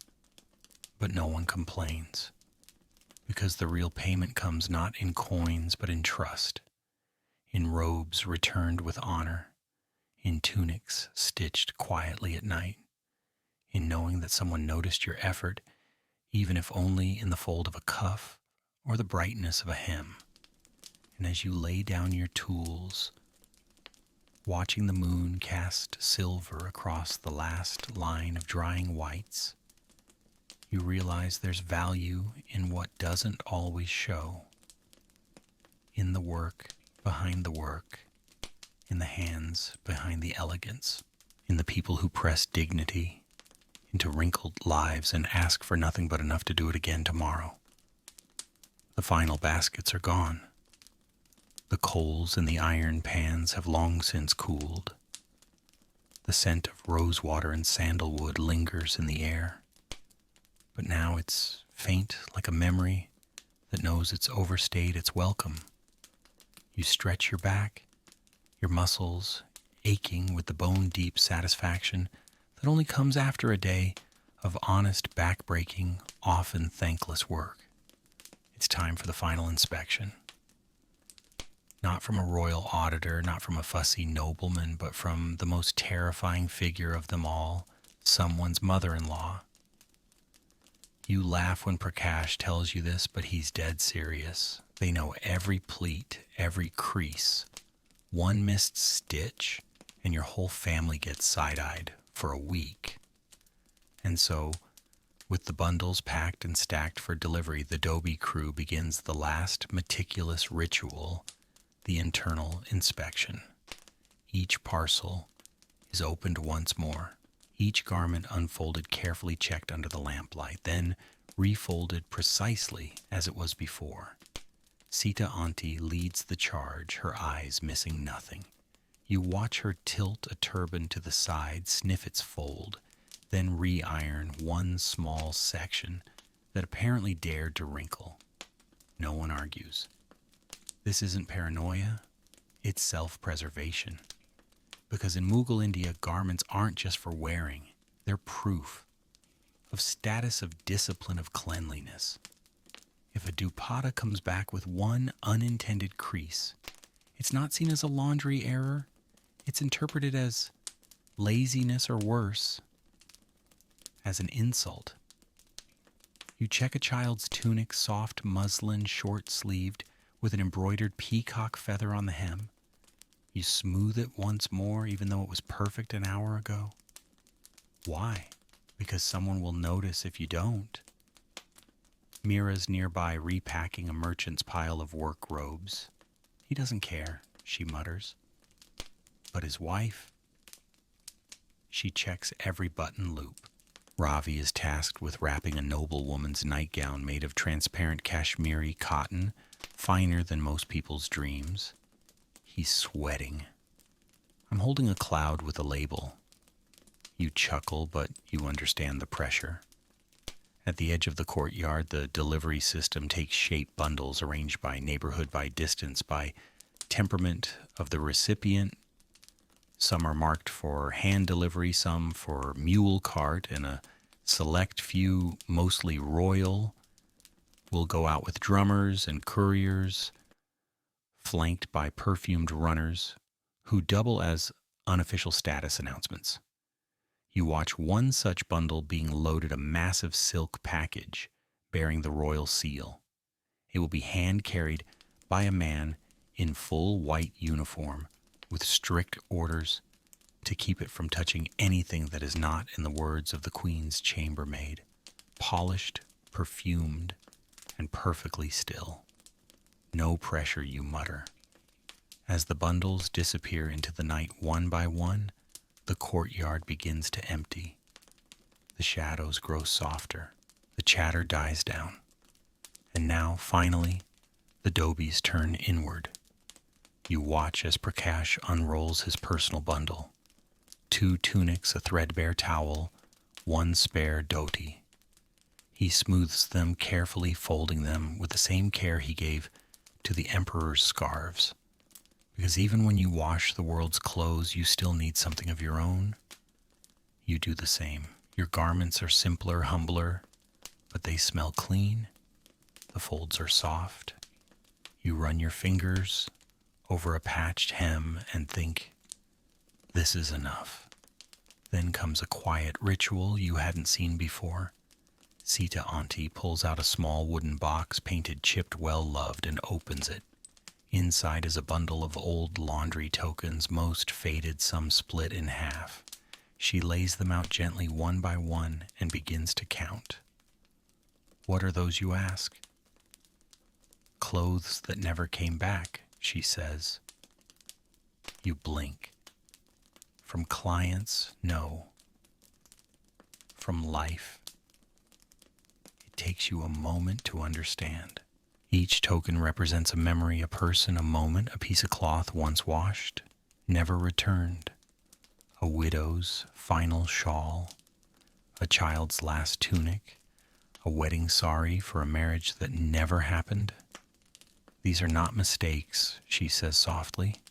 They're reminders. You sit in silence for a while. Because laundry, you realize, isn't just about what's present. It's also about what's missing.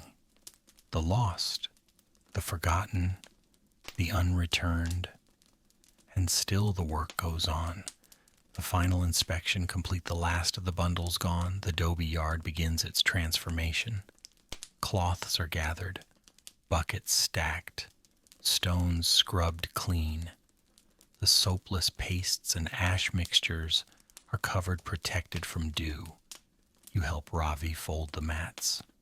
Mira coils the drying lines like necklaces looped and ready for the next sunrise. Prakash lights a small clay lamp and places it near the old washing stones. Why the lamp, you ask? To say thank you, he replies. To the water, to the stone, to the sun, to the clothes. It's a strange kind of gratitude, but fitting. Because laundry in this world is more than a task. It's a daily resurrection of color, of dignity, of stories worn and reworn until they become truth. You feel it now in the ache of your fingers and the slow stretch of your back. You've been part of something ordinary but holy in its own way. And when the courtyard empties, when the night wraps itself around the old neem tree, and the breeze stirs the leftover jasmine in the air, you sit quietly with your hands in your lap. The folds are straight, the seams are sound, and you've done your part. It is deep night now, the sort of hour when the world seems to exhale. The shadows have softened into velvet, the stars feel heavier in the sky, and the moon, high and watchful, casts a cool light across the now empty adobe yard. Everything is still except your thoughts. You sit alone for a while near the stone basin, where you began the day your toes, digging gently into the packed earth, your back resting against a half-dry bundle that no one claimed. The stones are cool now, the last of the washing lines coiled and hung, and the embers from the ironing coals are dark, but still warm. If you place your hand just close enough, the others have drifted off one by one. Ravi hummed himself all the way home. Mira wrapped her shawl tight and left with a nod. Even Sita Auntie, who lingers longer than most worries, has finally disappeared into the night, her footsteps soft and steady. But you're not quite ready to leave. Because something about this space, this patch of earth, where thousands of garments have wept, laughed, whispered their secrets, through sweat and silk, holds you still, holds you close. You rise and take one last walk across the yard. You pass the washing stones, worn smooth by years of soapless prayers. You trail a hand along the hanging cloths that flutter in the faint wind like temple bells. You pause by the reed mats where silks dried under the cautious shade of neem trees and moonlight, and you breathe. And that's when you notice it. A small bundle tucked beneath a bench, nearly forgotten. It's tightly wrapped in muslin, sealed with a knot tied in such a way that you know it wasn't done by any of your crew. It's a beginner's knot, crooked and hopeful. You crouch and pick it up. It's light. Inside a child's tunic stitched in simple cotton, still smelling faintly of tamarind soap and old ink, and with it a scrap of paper tucked beneath the folds. You open it carefully. 3 words, handwritten in a neat, delicate script. Thank you always. No name, no signature. Just that. You fold the tunic again gently, as if it were a prayer, and place it back in the basket of misfits and forgotten deliveries, where it will wait with quiet dignity. Because not everything needs a receipt, and not every gesture needs a witness. As you stand again, you look around one last time. This place, this laundry yard in Mughal India, has revealed more than you expected. Beneath the buckets and basins, the scolding and scrubbing the perfume and panic, there's something ancient here, something honest. Laundry is not just the work of the hands, it is the memory of skin, the preservation of shape, the storytelling of threads. In this space, caste disappears. Ego softens. People become their garments worn, scented, repaired, loved. Historians can debate all they want about the tools, the methods, the techniques passed down through centuries. But what they can't measure is the quiet human grace behind it all. They can't measure what it means to lift a stranger's robe and treat it like your own. To fold a scarf with the tenderness you reserve for goodbye. To chase a stain like you're saving a reputation. And they will never know the silence after the last bundle has gone. You return to your seat near the stone basin. The lamp, Prakash lit, still glows faintly, the flame flickering like a tired heartbeat. And finally you let yourself rest. Because tomorrow, the baskets will come again. The fabrics will pile high. The stains will challenge your patience. The silks will demand reverence. The queens will want their hems exactly 5 fingers long, and you will rise. Not because it's easy, but because in this place you've become something more than a washer. You've become a keeper of the unsaid, a guardian of fabric memories, a gentle warrior in a war against wrinkles, stains, and forgetfulness. And you know as you close your eyes that there's beauty in this, the quiet kind, the lasting kind, the kind that lingers even in sleep. Now that the washing stones are cool and the bundles have all found their way home, it's time for you to let go of the weight in your shoulders. Let the creases of the day unfold, just like the robes you so carefully pressed. The scent of sandalwood and rainwater still lingers in the corners of the adobe yard, and if you listen closely, you can almost hear the soft flap of cloth swaying on an empty line in the breeze. The stars above Mughal India seem to blink slower now, as if they too have finished their labors. The river has quieted. Even the gossip has hushed. You lie back against the smooth, worn stone, still warm from the day's sun, and feel the echo of movement leave your limbs. You've scrubbed away more than sweat and dust. You've rinsed the day from memory, folded your thoughts neatly, and set them aside. What's left is calm, simple, quiet. And in that quiet you realize something gentle but true. Nothing ever really stays stained. Given time, care, the right touch, even the deepest marks begin to fade. So take this moment, let your breath slow. Let the rhythms of this ancient world wrap around you like a cotton shawl, soft, frayed at the edges, but deeply familiar. The kind you don't throw away no matter how old it gets. You are safe. You are still. You've done enough. The laundry is finished. The night is yours. And there's nothing else to do but drift slowly, softly into sleep.